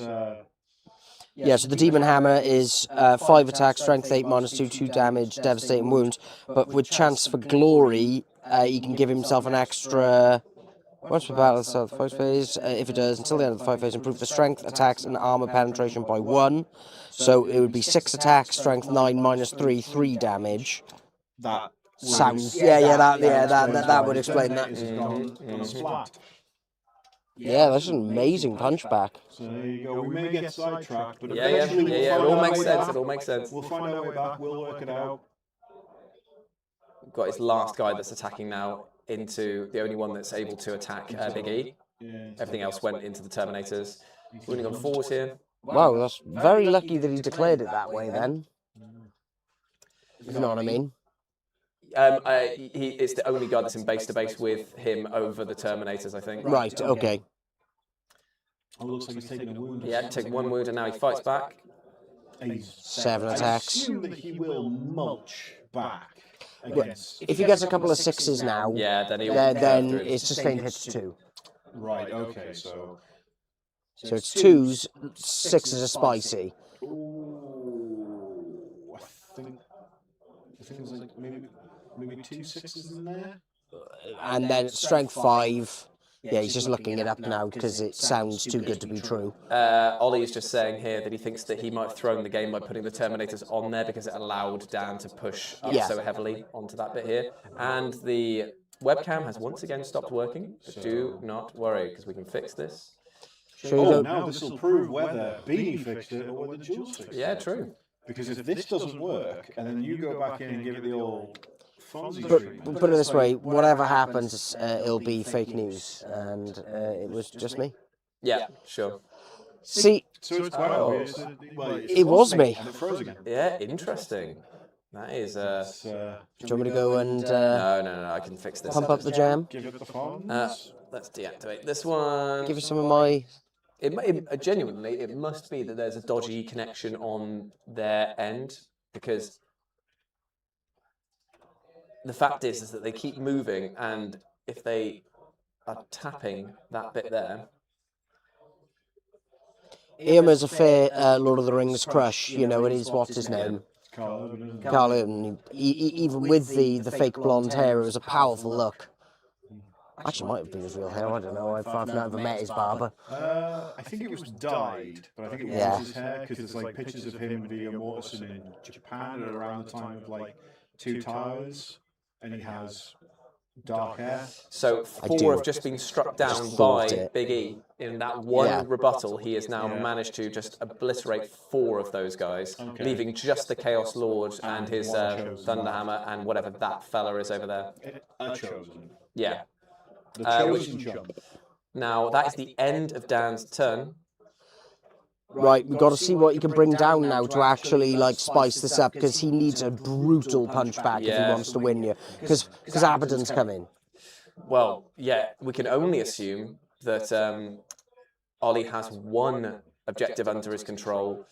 I doubt that he's captured this objective here that he's pointing at now, unless that is his own model that he's pointing at. Oh, there we go. He's a separate unit, this guy here. This is not one of... doesn't sound like that is part of Dan's army there. Or if it is, it's a different unit. And so these two are like separate units now. That would be why that 1 extra attack came out from a different source. Yeah. I was gonna say, because I was like, God, that's very, very lucky that he went. I only need 4 people to do this. Okay. So, he's really got to push up onto this objective now in order to get any sort of real points thing. But then, Dan... You all right? Oh, Jesus. You've been putting it through the ringer. Do you some pain meds? Oh, we do. I have them. Is anyone controlling this objective over here? Isn't there a guy right there? Is that There's a big old force fiend right there. Oh, yes, of course, sorry. He blended so well in that bit, I was just like, yeah... So he's holding that objective there, meaning that he's going to be holding... Much like fruit leather by the foot. Hey, Joey's back again. Joey. How's it going? How's it going? How's it going? He's come to sing. Hey, Mark. Hey, dude. So we now... The camera's there, you don't need to worry. Let's take a look here. Oh, we lied! I've turned the camera off as well, so you don't need to worry about it. Yeah, going well. HSE was query. No? I said maybe I can help and get it for it. We went to the living manager. Okay. So Dave's over there. Okay. Good, as long as Dave's got it. Dave's got it. Oh, they're just, like, I can hear them doing the rules query now about them consolidating in and things like that. If you're already on the objective, Yeah, if you're already consolidate on forward. You can't. Well, you need to go and tell them that, because they've just done that. You're not meant to, I don't think. Because they're saying that they're already on it, they can't get any closer, and it said you must end closer, or on the objective, doesn't it? If you're already onto the objective, can you move? I I would say no. I didn't think you could. Much like if you, if it has an order of operations as well, that if you can get onto the objective, you have to do that over going into an enemy. Also, it makes it might be the other way it around, makes doesn't no it? sense for him to do that because He's just pushed himself forward. he's pushed himself forward into combat in which the enemy will strike first. So it seems that it's... And it's not like Big E is a weenie in combat. No. Fair enough, if that's what he wants to do, that's what he wants to do. So now we're going to see if Ollie is going to bring anything else into the mix. I think it's probably time for him to bring down some chaps. Yeah. I mean, there is a big, like, backline gap over here.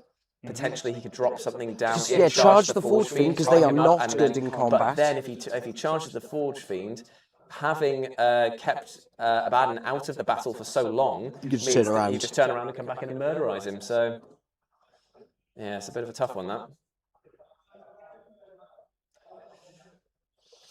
Scouts are coming in. Yep. Makes sense. Using free use of a return to darkness that's from Big E. Yep. You can go, boys, please. And I was that going to means- say, I thought I didn't. free use of into darkness means he's taking another unit off of the board with him. Yeah, because you can do it twice. Interesting. So they're going to... But that means Redeploy. that- He's basically redeploying on these the other guys side of the here board. are coming down at the end of Dan's next turn, is what it says. Yeah, because he's gone to strategic reserves. Oh, but there we go. There's the answer to what more things does Ollie have?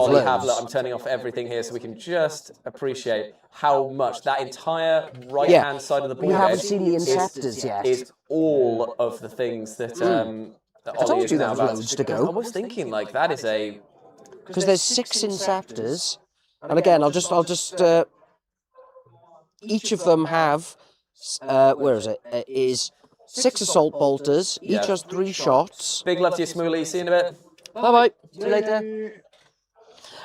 They have so that'll be 18 shots, hitting on 3s, strength 5, -1, 2 damage with their pistol, their assault, Yep. sustained hits Yep. 2, and twin linked. Yeah, that's crazy.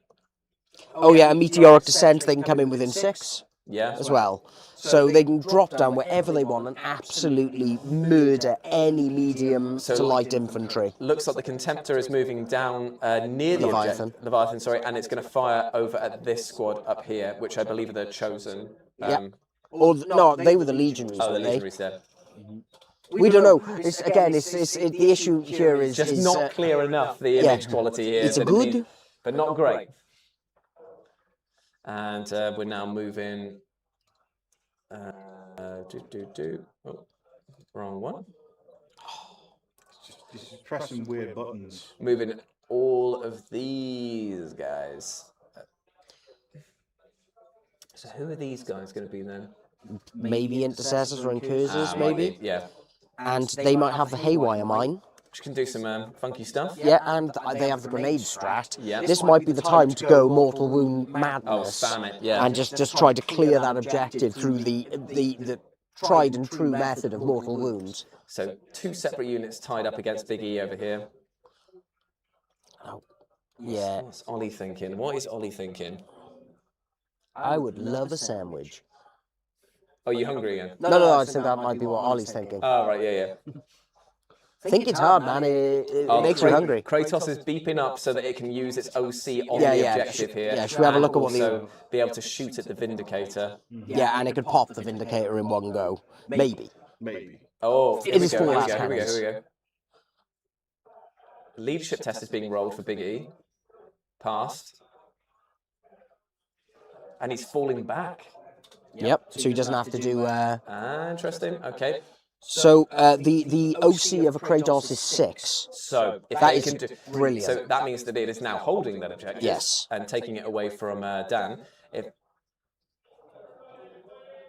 so, just a bit of they're moving the Outriders up first. He's already passed leadership, so he's going to then fall back over the terrain here with Big E. Yeah, and then keeping him alive. Recoup, and then the other one, Shrike, is that his name? Shrike, yeah. Is going to take his place effectively. And Lord of the Emos. And start going in for the battering against those guys. And if there's again, still any alive. Shrike is amazing.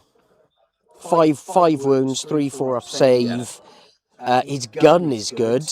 the Blackout, because it is in fact he shoots the albums from the band, Amazing. the Blackout, at them, but yeah, it's strength 5 -1/2 damage with precision. He could potentially kill that Chaos Lord with a couple of pistol shots to the noggin. That's crazy. And then obviously with the 7 attacks coming in. And yeah, he can't be targeting lefties within 12. Yeah. Because it's a lone operative. And he can just pick himself up off the board and go into strategic reserves again. So it doesn't... I wonder how much... Like, that is a lot of boys that Ollie is bringing down in this turn or whenever it is that they are coming in. I mean, That, 6 Gravis guys if he's a smart cookie and can put them over here, he will... Clear that board. Obliterate that. There is that squad of rubrics over there with the flamers, though, that he needs to worry about. Nurglings there. And... But the Inceptors alone, they can point them at shoot them. get rid of them, yeah. But the thing to bear in mind as well is that if you've got Shrike on the board in this detachment, he gives all assault intercessors with jetpacks OC2. Yeah, it's pretty damn good. So they can hold objectives as well as battle line, and that'll overwhelm the cultists, because even with their pistol and plasma and chainsaw, they should be able to kill a 10-man squad of cultists and probably do some wrecking elsewhere. For sure. Good morning, Joey. Have a look over here. So they're going to drop down. Those are the Inceptors. You can tell because of those big... They mean business. Yeah. And they're outside of the flamer range, so they are going to now unleash every bolter that they've got in their possession, straight down to them, charge into the thing. Oh, you can't charge if you drop down within 6 of the... No. But that's fine because they're just cultists. So they will definitely deal with them quite easily in the next round. 18 shots. Yeah. Hitting on 3s, sustained hits 2. Yeah. Cheers, Joey. You're a smart cookie, Jules Gill. Say something nice about Lawson now. Go on, I dare you! I bloody double dare you! Say something nice to my friend Lawson. I dare you! No. I dare you! Say something nice to my friend Lawson. I dare you! I dare you! He dares you! He dares you! Oh, right. He dares you! I dare you! Say something nice. I don't like it when Jules is being the nasty man. I tried just throat punching him. It used to work when he lived in that. I dare you! He just dared you to throat punch him. Well, I'm not one to be called out in a dare. I regret everything. Okay, right, I'm going to go and grab a quick snackola. So he's got 6 jumpers in there. Lawson probably smells fine. Ah! Rude, Joey. Rude and, well, it was Louis. It was Louis. Oh, Louis! Yeah. Oh, you don't jerk. Remember to take off the mic. You jerk. Right, I'm going to go grab it. Okay. Take off your mic before you start shouting at the staff. Yeah, go on then. Where's my nut bar? Right. Jules wants snacky snack. Would you like to control the camera? What Do you want me? I don't know how to do it, but I'm pretty sure you click that eye and then drag it around, don't you? I have no idea, but I think it should be fine as it is, and Jules will be back in like 2 ticks. Okay, cool. So I think we could probably discuss something that I've been wanting to discuss all weekend. Who is the sexiest Primarch? I mean, the obvious #1 spot is Sanguinius. Now, you say that, but trying to get into bed with someone with wings, it makes the blanket is going to be way up there, and he can't lie on his back because of the wings, so you're going to get cold. I'm not going to lie on his back. Okay. Yeah, I'll be on my back. Is he going to be making you float? Of course. We're making with his muscular legs. Going on there. Yes. So obviously he does take the top spot. Now, like just for sort of just the generic #1 top spot. I don't think he's everybody's #1. Yeah. I think aggregate. When you look at all of them, you're just like, if I had to pick one of them, yeah, but it's going to be you say that. But what about in the world now where everybody likes bearded men?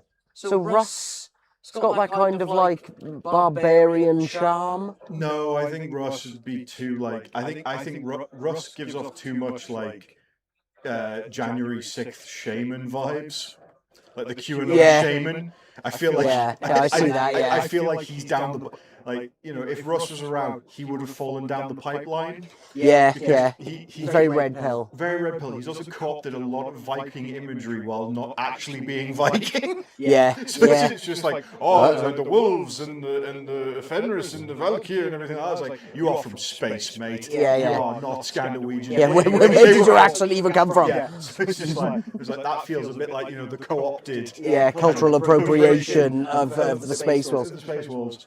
Now, as I've said to you before in the past, I think it's Dawn. Because he wears the pain gloves, so therefore he's the kinkiest of all of them. Yeah, he's too kinky, and it's like rules help guide the fun. Yeah. He makes you sign a contract of the agreements for what you're about to get up to. Yeah.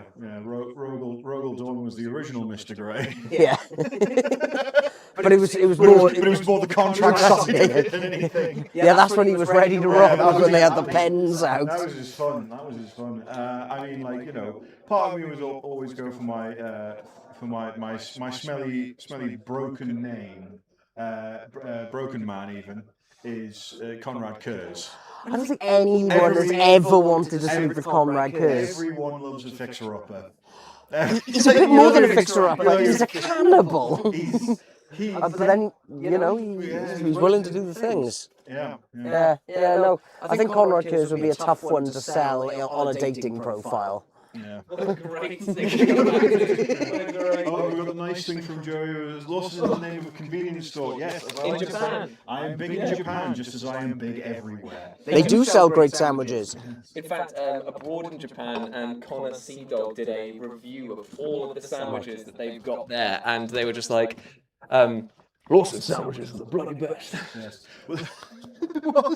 There was a company in Newcastle called Lawson's Real Sandwiches. Well, where's Lawson's fake sandwiches? Like, This was the best part. The word "real" was in quotation marks.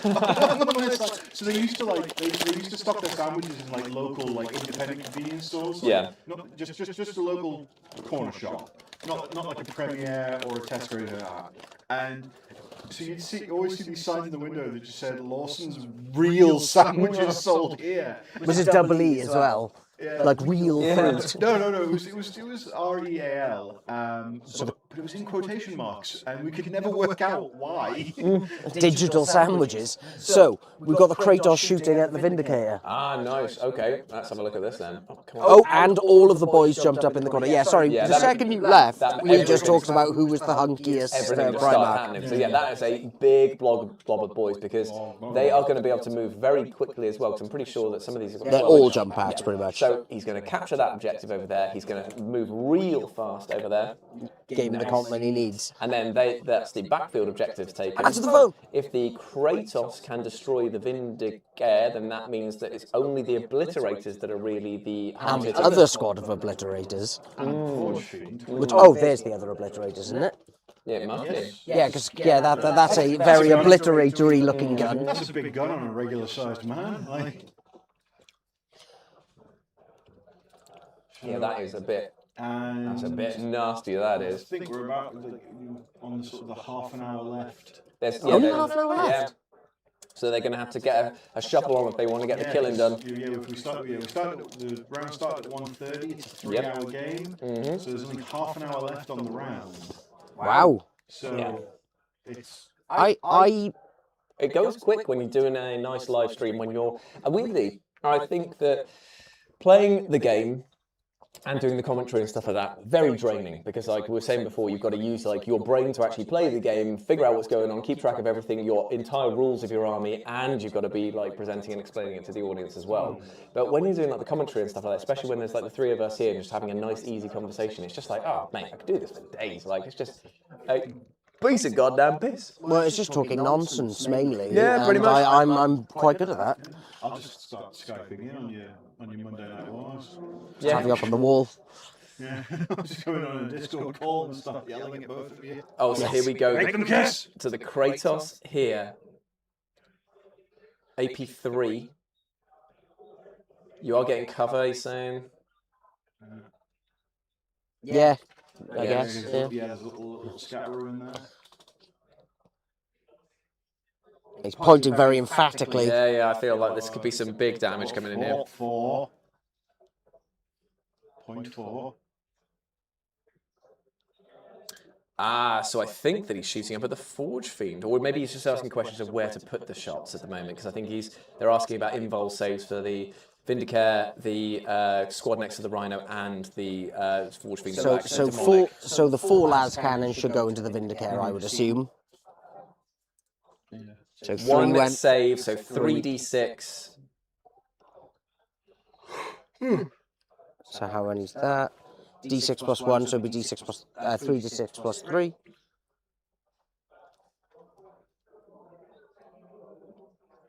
Yeah. Sorry, I'm just trying to listen to what he's saying as well at the same time about it. A 30, exploding, it's been taken out of action. The Forge Fiend has been obliterated by the Kratos right there. It did 14 wounds in one go. If you're making a tomato sauce, add a little bit of sugar nearish to like midway cooking point, and it'll make the tomatoes pop. If there's one thing that Beanie knows, it's how to cook his balls. That's right. Pop with tomato. Damn, now I want snacks. You did get a nut bar. Yeah, boy. Yeah, boy. Way to give him the lazy stereotypes. You've set the Vigans back at least 2 weeks now. Okay, so now Kratos is still firing, it seems. Okay. Oh, maybe not. What are the Vindicares still there? Okay, looking like a smattering of hits there.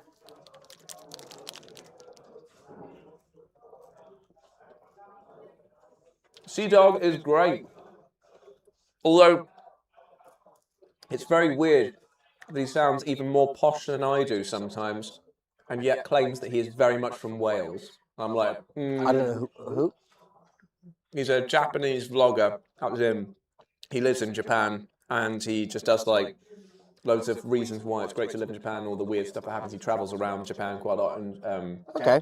he's really good at what he does, but it's just so strange that at every given opportunity he's like, "Oh, I'm so Welsh. Like I'm from Wales. It's brilliant. I love it." And I do not doubt that he is from Wales, because I'm not exactly asking to see his birth certificate, but it's just like odd how non-Welsh he sounds.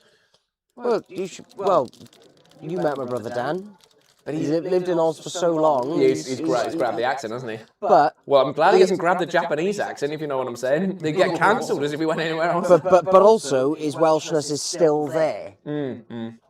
It's just that the cadence has changed. He's gone to the more Australian da-da-da, where it goes up instead of down, which it does with Welsh. I think that... Da-da-da. That's the Australian cadence. And I love it. Everything sounds like it's a question. I really enjoyed living there. That would get on my tits after a while. Yeah, but it's the same as anything, you know, like every accent has slightly different cadences and things like that, and it's just interesting to hear it, and I just love how much they swear. Like, it tickled me no end, even in like the office environment. I was like, my God, that was rude. I love it. You know, I worked with a guy who was, we used to go to the gym together after work and stuff like that. He never referred to me as anything but the C word, constantly. And I was like, this is great. That's crazy, though. This little squad next to the tape measure managed to take out 2 of the members there by the Rhino. And now the Leviathan is eyeing up the 2 guys that have been fallen back from, so that'd be the Chaos Lord and whatever the remaining... the Chosen. Chosen is there. So he's pointing at who he's rolling for. And so he split guns, did he? Yeah, I think so. So Ollie is forcing some saves onto this guy. Well, it's a storm cannon, so it's a damage 2 weapon. One goes through, 2 damage straight onto this guy here. Yep. So he's down to 1. Down to... He's put 2 there, but he said he's going to check. That might be the Master of Executions. That makes sense. Yeah. I did wonder where that guy was.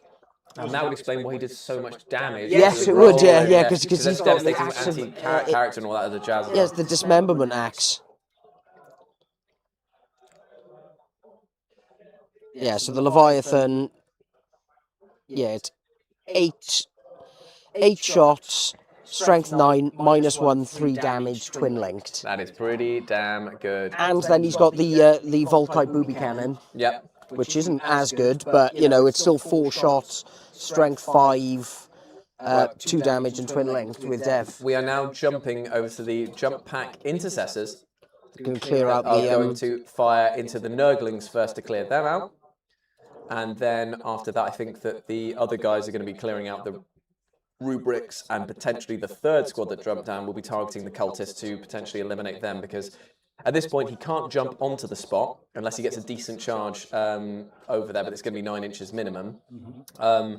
I hope he saved the CP for that. So it may be that he just wants to eliminate the entirety of the squad first, and then so that it stops Dan from scoring. Yeah, the six Inceptors alone would kill 10 cultists, because the -1 they won't have a save. However, we're in an interesting position because we're so close to the end of this match in terms of time that you got to think, is stopping Dan from scoring here as valuable as potentially you jumping onto the point and scoring yourself in your next turn? Will you get a next turn? You know what I mean? Oh yeah, he's not scoring on that one. Unless it's been stickied. Yeah, and there was the intercessors at the start. Yeah. And so that... and it seems like Oliver's a good player. Oh, yeah. So I get the feeling that he would have immediately home field objective, put some glue down and gone off on his merry way. For sure.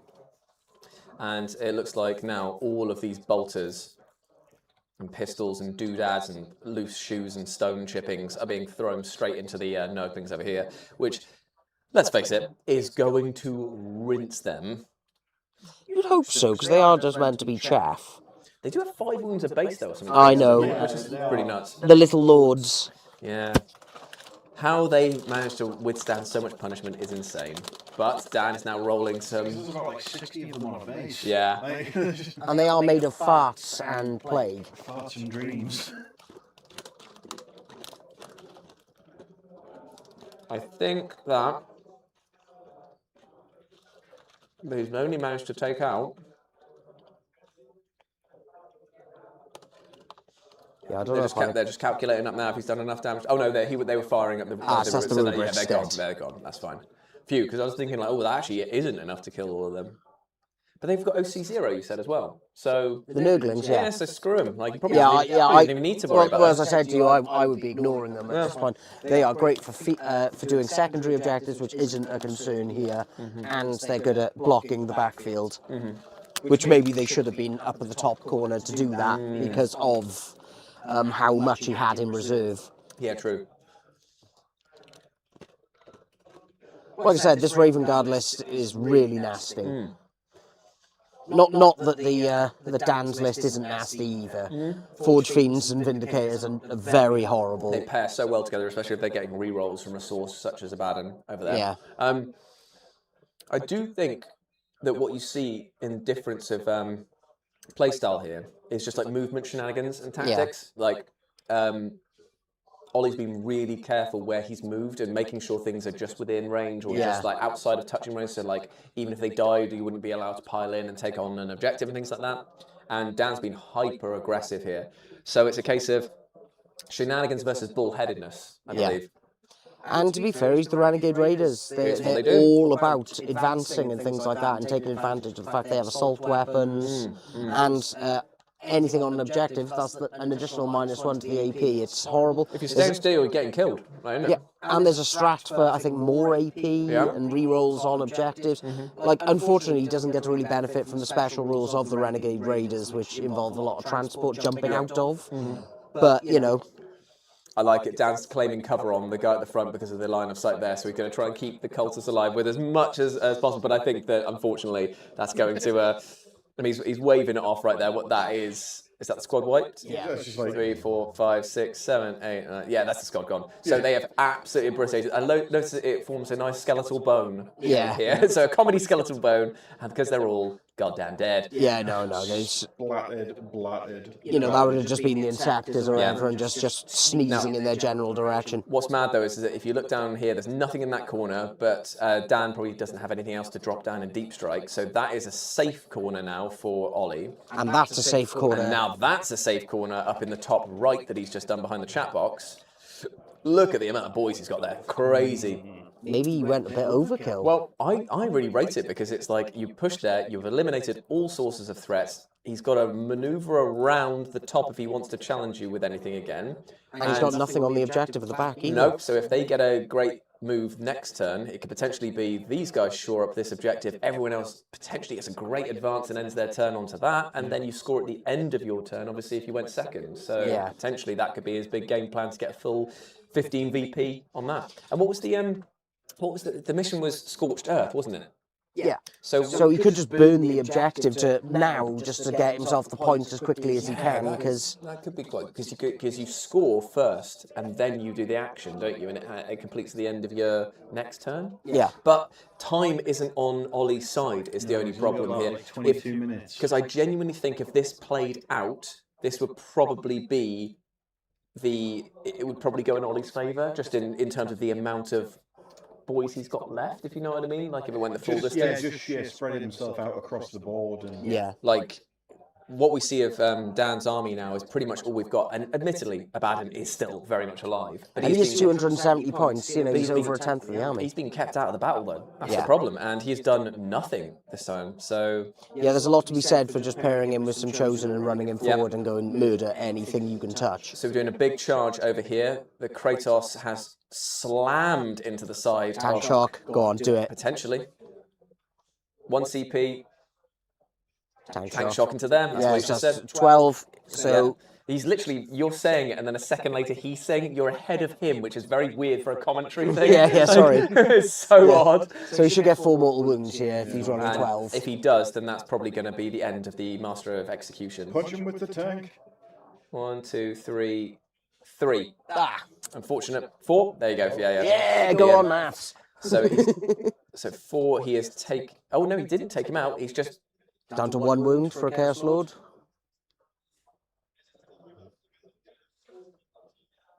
Okay. Yeah, they're just discussing how many wounds each one's got left. So he's chosen to weaken the thing to bring him down to 2 wounds. So that means that if one of these errant blades manages to go in, then that's pretty much dead for both of these characters. And again, that's a significant amount of points off the board in terms of 2 characters right there. Yeah. What was the secondary part of the primary mission? There was something else, wasn't there? Or was it just a mission rule? It wasn't like a it was like an extra mission rule. I think I didn't jot down the mission this time. I was far too busy being delicious. Yeah, that's fair enough, man. So yeah, let's have a look at what Dan's got left.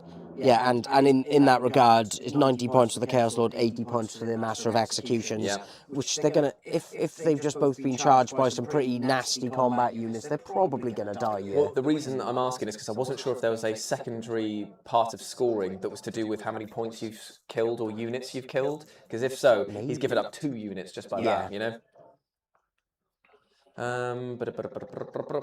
There's some big rolls coming in here. So this is, let's jump in. He's just checking. Yeah, I mean, that is a lot of boys onto these 2 weakened lads here. Lawson, you should do audiobooks for the show. What audiobook would you like to read if you were to choose one? Kama Sutra, obvs. Oh, yeah. Yeah, but I feel like... the audiobook edition. You'd probably get a bit bored of saying, stick it in there. Stick it up there. Down periscope. Yeah. Sprain shoulder. Release bowel. What Kama Sutra did you read? The wrong right one. Yeah, Kamaputra. Oh, there he is. There he is, boys. There he is, boys. They call me KFC the way I bring the zinger. That's very true, they do. No, I want KFC, so... Oh, I like some KFC too, actually. I think that's just a constant... I feel like... It's a drum I beat a lot. That's a kindred psychic assault we have at all times.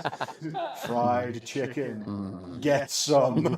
Yeah, I am really bad for some. Yeah, there is not a lot left of the old Chaos Boys here. No.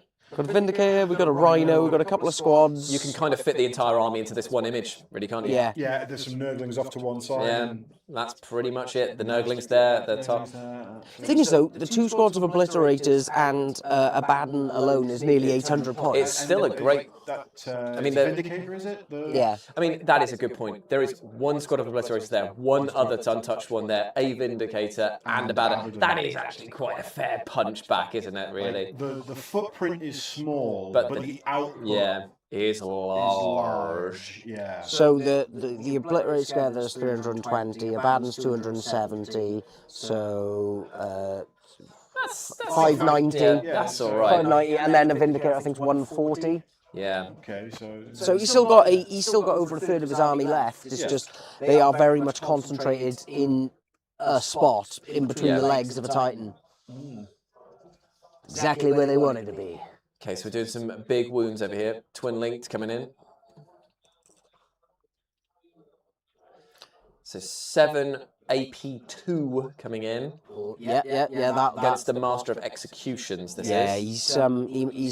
He's a master. I don't know if he's going to master this. Wait, he made all of them. Oh, I should have said anything. he's not a master of executions. He's a master of saving his own ass. Yeah. That is crazy. He's managed to make all of the saves there. Oh, Jinxing it all game. Yeah. Yeah. Oh, the other one. Oh, wait, another one. yeah, it's like Okay, so this Dan's is, going to lose his guys. Oh, he's made all his. that is crazy that Dan just made a 6-5 ups effectively. Yeah. So again, he's jam as he's. Okay, so the Master Executioner has gone. Okay, yeah. Good. I feel like that was a bit of a crux moment for him there. It really needed that to go off. Master of Executions has been masterfully executed. Yep. Yeah. Okay, so that means that objective. Died the way he lived, grabbing his pen. Doug, what was the secondary Screaming part? and yelling. Mission primary was scoring for objectives. You know, like classic. Hold more was Scorch 5 feet. And Scorched Earth was the second part of it. Was it destroy the and then objectives? it was Fog of War was the spicy rule for the table. Yeah, okay. And Fine. no secondaries. No secondaries. I wonder, going into round 3 now. God, I only turned 3. 5 minutes left. Yeah. Oh, Hold on. 15 minutes left on the round. 5. I made it. Spend the time. Why? Running late. Oh, we? Yeah. I need to get everything packed, leave, do awards, and get out of it before it closes. And because everything's like, some people like play it over the time. Just delays everything for score sheets and stuff. You know you can tell them. Yeah, I think you have to. You meant to say, it's meant to be pencils down, like. I genuinely think that they might be on a tied score from what they've just been talking to each other, because they've seemed to have both had objectives taken off them when it's come to score and only had home field objectives when it came to their turn to score. He's moved the Rhino a little bit forward. Yep. So Dan is now going to have to make a really aggressive play for the last 5 minutes, but we're going to have to cut him off at the 5-minute mark, you know? Yeah. Yeah.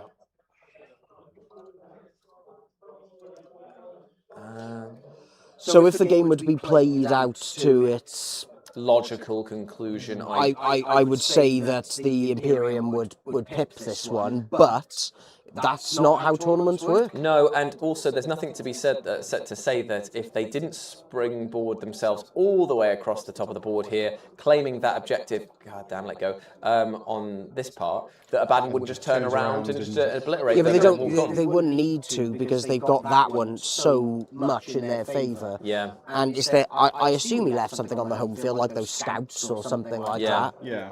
So I think overall he's got board control, like 3/4 of the board is the Imperium's now. And unfortunately, this is Abaddon coming in now. Yeah, And he might be a little bit too late. He's going to swing hard here. Oh yeah, Drachnian absolutely shreds. It's damage 3, 8 attacks, strength 14. That's a big old hit. That will actually challenge the Kratos' survivability quite heavily. And rightly so. He's the War Master. He should be able to pretty much kill anything. And does. Liberally. So we're dark pacting over here. Sustained hits is going off. D6 plus 3 for the Vindicator. And how many shots have we got coming in? Oh, he's thinking. What's going on?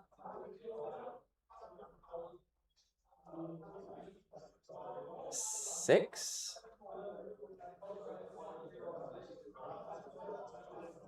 Think it's 6 is re-rolling. Yeah, Ollie's just saying about how incredible the saving was back in the fight just then. How that's basically slowed down his advance considerably from that. Yeah. And you can kind of see why, because if they would have been able to shore up that side of the board there, then that is just pushing them back into one corner, and then he could have basically lost all of his units in the next round, but still would have held objectives for scoring purposes. This is what I mean. If this game was just being played out fully, It's push back and drop back. and drop back and hold. Yeah. But in a tournament setting, sometimes you've got to get that stuff done super fast. Although, you know, they've had 3 hours. It's a good, fair old game. It looks like they've had a really good game as well. Yeah. Like there's been a lot of jammy rolls, both sides, both people have got to flex. I went over there and that's just cool. That's insane that you just managed to, because These are the moments you remember when you look back fondly at a tournament going, do you remember that time when you saved 7 it's nuts. 5 ups? Absolutely nuts. On the back of a Titan. Yeah, on the back of a Titan. And the thing is as well, it's like, it really does make me super appreciative of what Doug's done here. He's brought together a load of people who've got like a passion in the hobby. He's put in so much effort himself in getting all of the terrain together, and he was kind enough to invite us down to actually do it. The Kratos has just been removed from the table, so that is that gone. Okay. Goodbye, Kratos. Okay.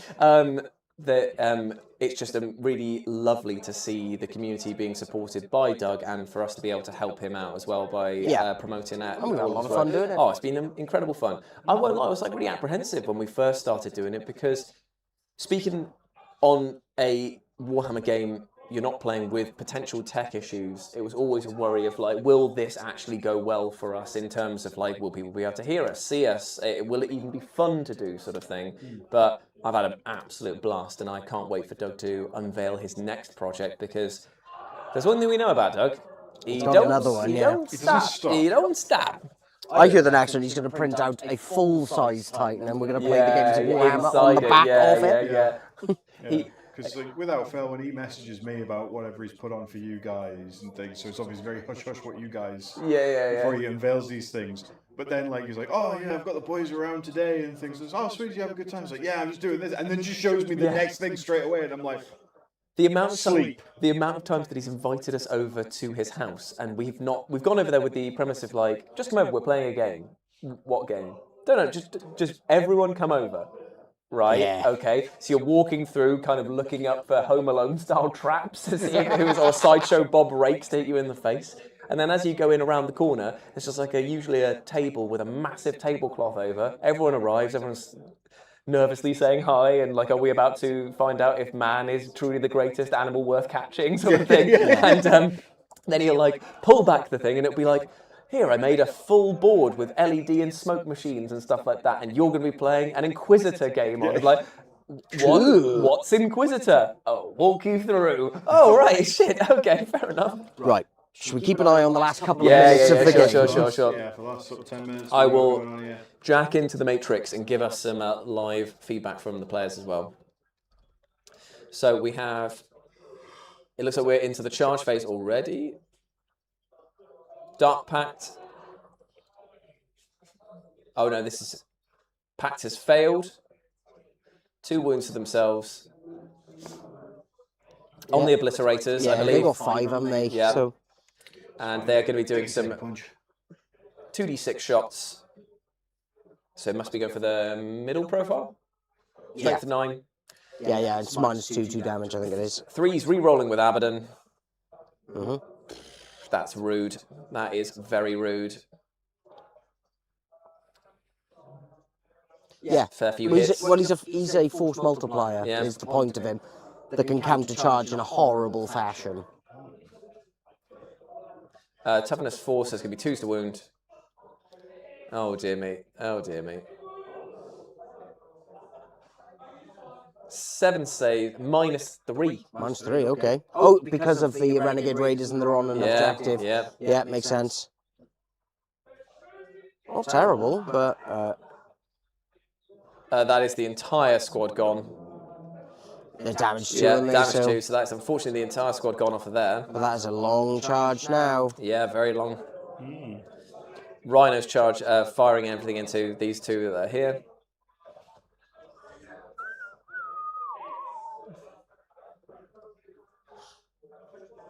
I'm sleepy Oh, he's got now. work. The Obliterators are dart pacting. They're going to split. They've also failed their dart pact. 2 more wounds on them.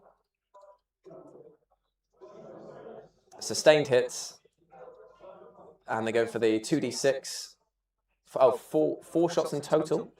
Must be either quite low roll there. Hitting on 3s. Re-rolling.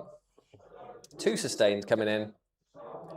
That's what you want to see. If he chooses to wound, he's tough +4 if it's going in against the person I think it is.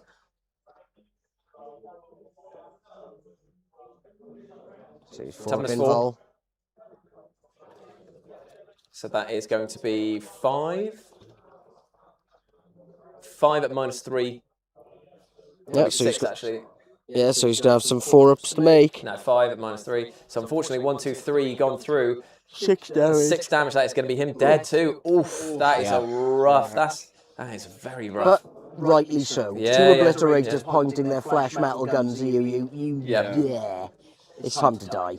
Those Obliterators are muy caliente. They are. And they should be for 320 points for the 2 squads. Like that's not a cheap little bundle of joy. And then everything else is going into the last remaining Outrider over there. Yeah, so they've completely dominated this side of the board. It's so funny, you look at it, you've got all Chaos that side, all Imperium that side at the top there on the right. And 1 Leviathan going. Heavy dread. Yeah, he was just going, yeah. Hasn't done too much. Well, it's because he's been set up as a gun platform, because I always run him with Grav, Flux, Bombard and a Claw. Yeah. So he basically just runs up and he does a bit of shooting, Melter in the face, Flamers in his boobies, and then he claws people up. The old booby flamer. Well, you want to have spicy moves, don't you? So he just runs forward and just melts people with them. So we've got the Flamers are going into the bike now. We actually call him Big Die. Yeah, and he won't die. That's his best selling point. Big Die won't die. And any wounds coming in? Oh, re-rolling wounds come to the objective here. So yeah, if it's rubrics or legionaries, they have that re-roll rule. So we're looking at 4 saves to make at AP2, so it must be the rubrics because they've got this special flamers, haven't they? Mm-hmm. And have they taken out the bike? Makes all but 1, so he only takes 1 wound, so the bike is staring down 3 wounds. A huge amount of punishment over here. So now into the charge. Bike is in danger. Yeah, into the charge phase here. The Dark Gods really have it in for that little boy. But the thing is, though, he'll want to charge him, and now he's going to tank shock him in the... Tank shock. 3 He just said, mortals he literally said, I will, I guess. Like, resigned to it. Like, I will, I guess. Well, he's got 9 dice, 5 up, should get the 3 wounds he needs to kill him off with tank shock. Tank shock. I love it, though, that the Rhino is, out of all of those people here, the one that potentially will do the damage. Man, people underestimate rhinos. Yeah, they're super useful. Same with the Sagittar for the Vatan. People underestimate transports. They are cheap, very quick, surprisingly durable, and enough wounds to mostly not be pied off in the first round. As he killed him, 1, 2, 3. Yep, he's taken him out. There it is. Yep. So, I know, right? I know, it's crazy. I keep calling them mortal wounds. In fairness, I am. He is plagued by visions. So he just said it's your turn because he's moving over to that. So he's fallen out. He's gone into strategic reserves again. They're calling it there because it's even. Yep. And the end of the game we are on. It's a draw. Let me have a listen to see what the points are. Oh, hello. They're gaming some stuff out. Oh, they're probably just going to talk out the last turns because it'll be quicker than actually playing them. just by playing by intent. Yeah, Oh, so he'll be able to drop down onto that objective. Yeah. You can scorch earth it. Yeah. Mhm. Yeah. So they're just saying that's what this would do. They would use that ability to disappear and reappear Yeah, again. into darkness. Yep.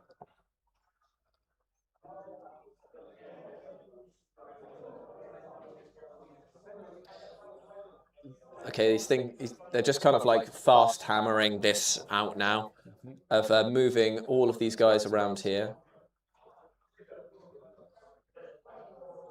Question is, or maybe they are playing it. I don't know. It seems that they are, because they're saying like they are, and it just seems that they are just playing the round. Fair play. Yeah. Well, I think it's just sort of like those last couple of things where it's like, does it require a roll? Yeah, yeah. So do the roll. Okay, so that advance, they've been able to advance enough to get onto that objective. Yep. And that's what they need to do. They've just got more bodies. Yeah. Yeah, obviously you want some contingency over there because Abaddon's going to come back and do murder. some. Yeah, so they are Because staying. he could kill 6 Gravis on his own like that. Like, They're not a staying on the problem. outside of the board there, so if they do get killed, they can't be piled into. Yep. Okay, so they're saying that those guys would have dropped down from the top right and attacked those guys there. Oh, he's going to burn that objective. Yeah, yeah, to get the extra points that can't be scored then.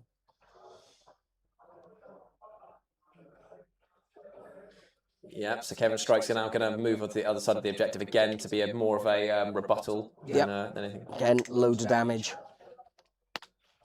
And he would start burning the objective too. Yeah, so then it means he can't score anything there. Yep.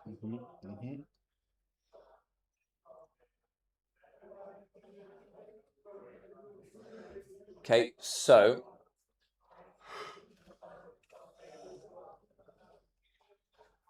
they're just basically, they're saying they're kind of like just agreeing that the Inceptors dropping down would do a ton of damage to the back of the squad there. Yeah. So the Vindicator would turn around and destroy that. And that's Sticky over in the bottom right. Yep. And they've given up that objective over on the bottom left. So I do think Ollie's won. that because of burning the 2 objectives over there, scoring, capturing, burning. Yeah, Ollie will win. I think, anyway. So That's... hold on.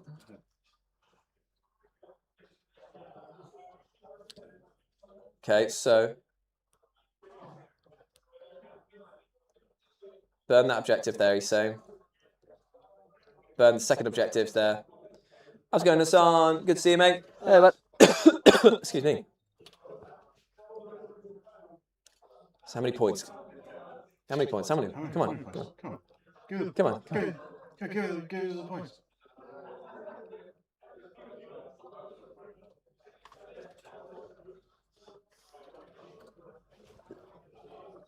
They are. They're calling it a draw? They are. I think they may be. They're not arguing about it. I think that they're just trying to establish who would and how they would score. But I think that they are discussing a draw at the moment.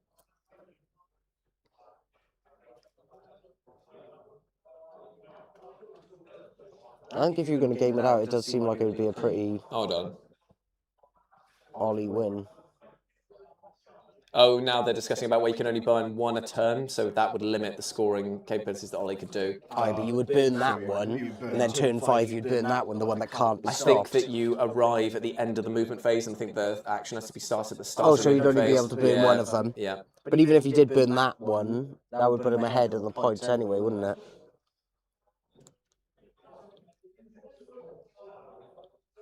I don't know, I haven't read their mission pack, so... Well, I did, but it was, what, 3 months ago?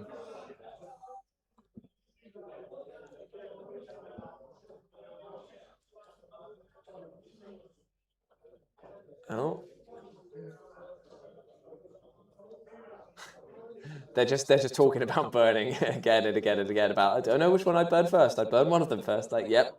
You burn the one closest. I think it's because Dan is saying that, like, yes, okay, fine, you would have people on there, but the amount of firepower and Abaddon coming back at you, would you control that objective effectively?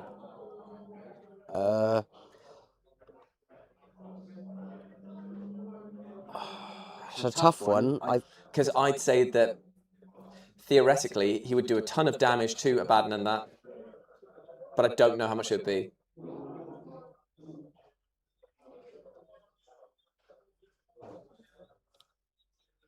Tell you what, I'm going to go and actually ask them what they've agreed on, and that probably would be the easiest way to do this. I know, I'm really enjoying the fact that we're trying to interpret it from hand signals. Because while I can hear them, they aren't, like, discussing the final points. So, 2 secs, I will be back, and we'll be back with the final scores.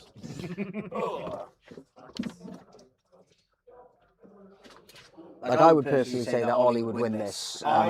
Talking it through, it does feel like, from a layman's point of view, it does look like Ollie pips the points at the end. Because although the punchback from Chaos has been magnificent. I think. Oh, looks like they've come to a decision, or was that just Jules shaking people's hands? That's Jules. Oh, that's Jules' sleeves. Yeah. Yes, it's now. So it certainly looks. I think.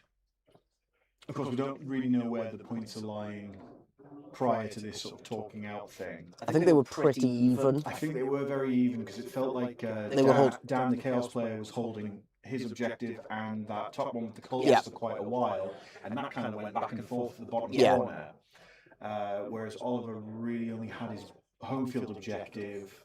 But he did get that one for a while. That one went back and forth.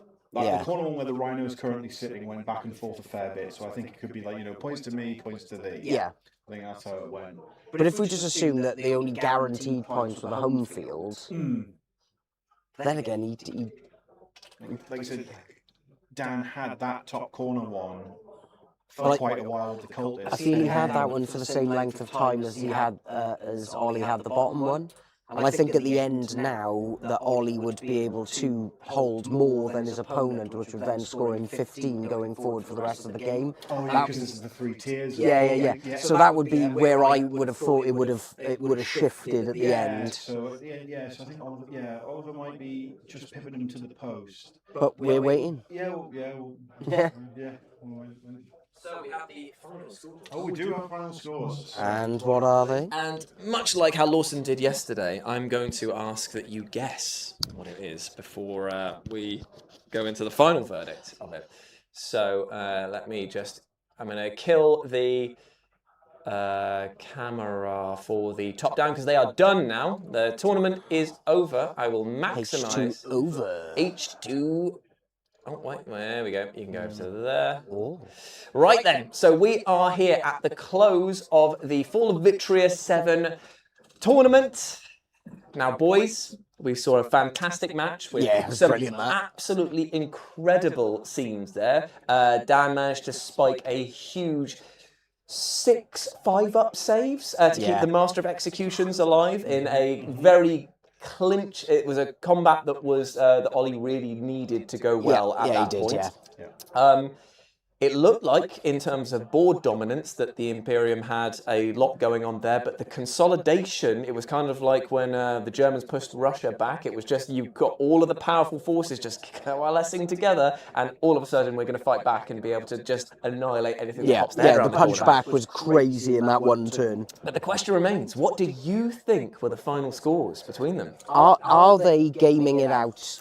They have or said, did they go on what they had? They've gone on what they had, and they've gone for Theory Hammer after the fact. So there's a okay, then I think that Dan won because he had the cultists up in the top in the top right. I think if they had actually Theory Hammered it out, I think Ollie would have won by the end. Okay, so we've got a Dan victory over here, and I'm going the same. I feel like it's the same sort of thing. It's like Dan. If they stopped the game there and then didn't go through, Dan will just pip them on points. They theory through the last turn, just talk it through. I think Oliver does get the points back.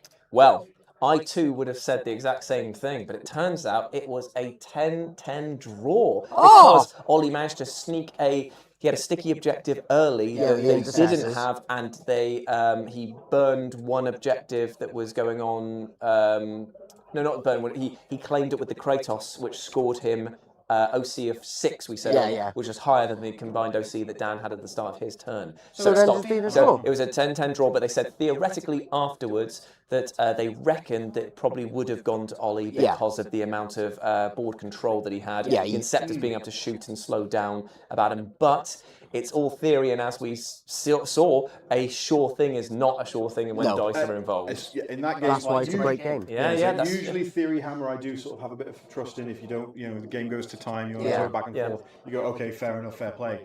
But with a game like that, you go,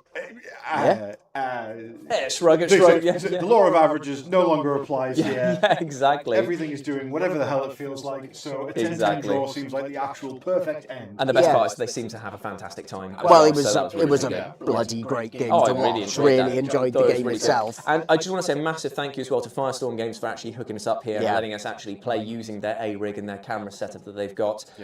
It does prove to me, more than anything else, that there is the possibility that a Live and Let's Dice day event may be able to be run quite efficiently, and we even might be able to play on the channel and stream it ourselves while it's going on or something like that, which is very, very really cool. Yeah, and again, this has been a stress test for all involved, including Doug, trying to get the terrain painted. And he blew it out the water. It's all gone swimmingly, and I want to thank everyone watching here as well for and who watched and tuned in yesterday for the lovely support, the great vibes that we've been having here, super chill and nice, and for the donations as well. Wasn't expecting any of them, but we did get a smattering of those as well, which is really good.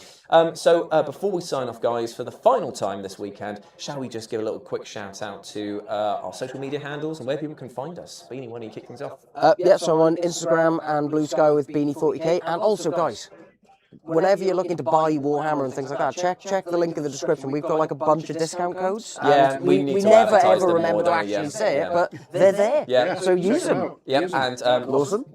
You find me on Instagram, Blue Sky, @Crafting Kaiju, and wherever good books are sold. Indeed, you can go check out his amazing paint jobs that he's doing. He loves a bit of neon, this boy, and also oils as well. You've been getting right into them, haven't you? Yes, been having a great time with grimdark stuff. Indeed, and you follow me at RetroJ with the O as a 0 on pretty much every single format going, which is great fun. But go follow me on Blue Sky more than anything else, because I would like to grow that more than I would like to grow anything else. Just round it out, innit? But again, thank you all for watching. We will see you soon, and when I say soon, it may well be tomorrow. It should be tomorrow. So potentially we'll see you bright and early in the evening tomorrow then.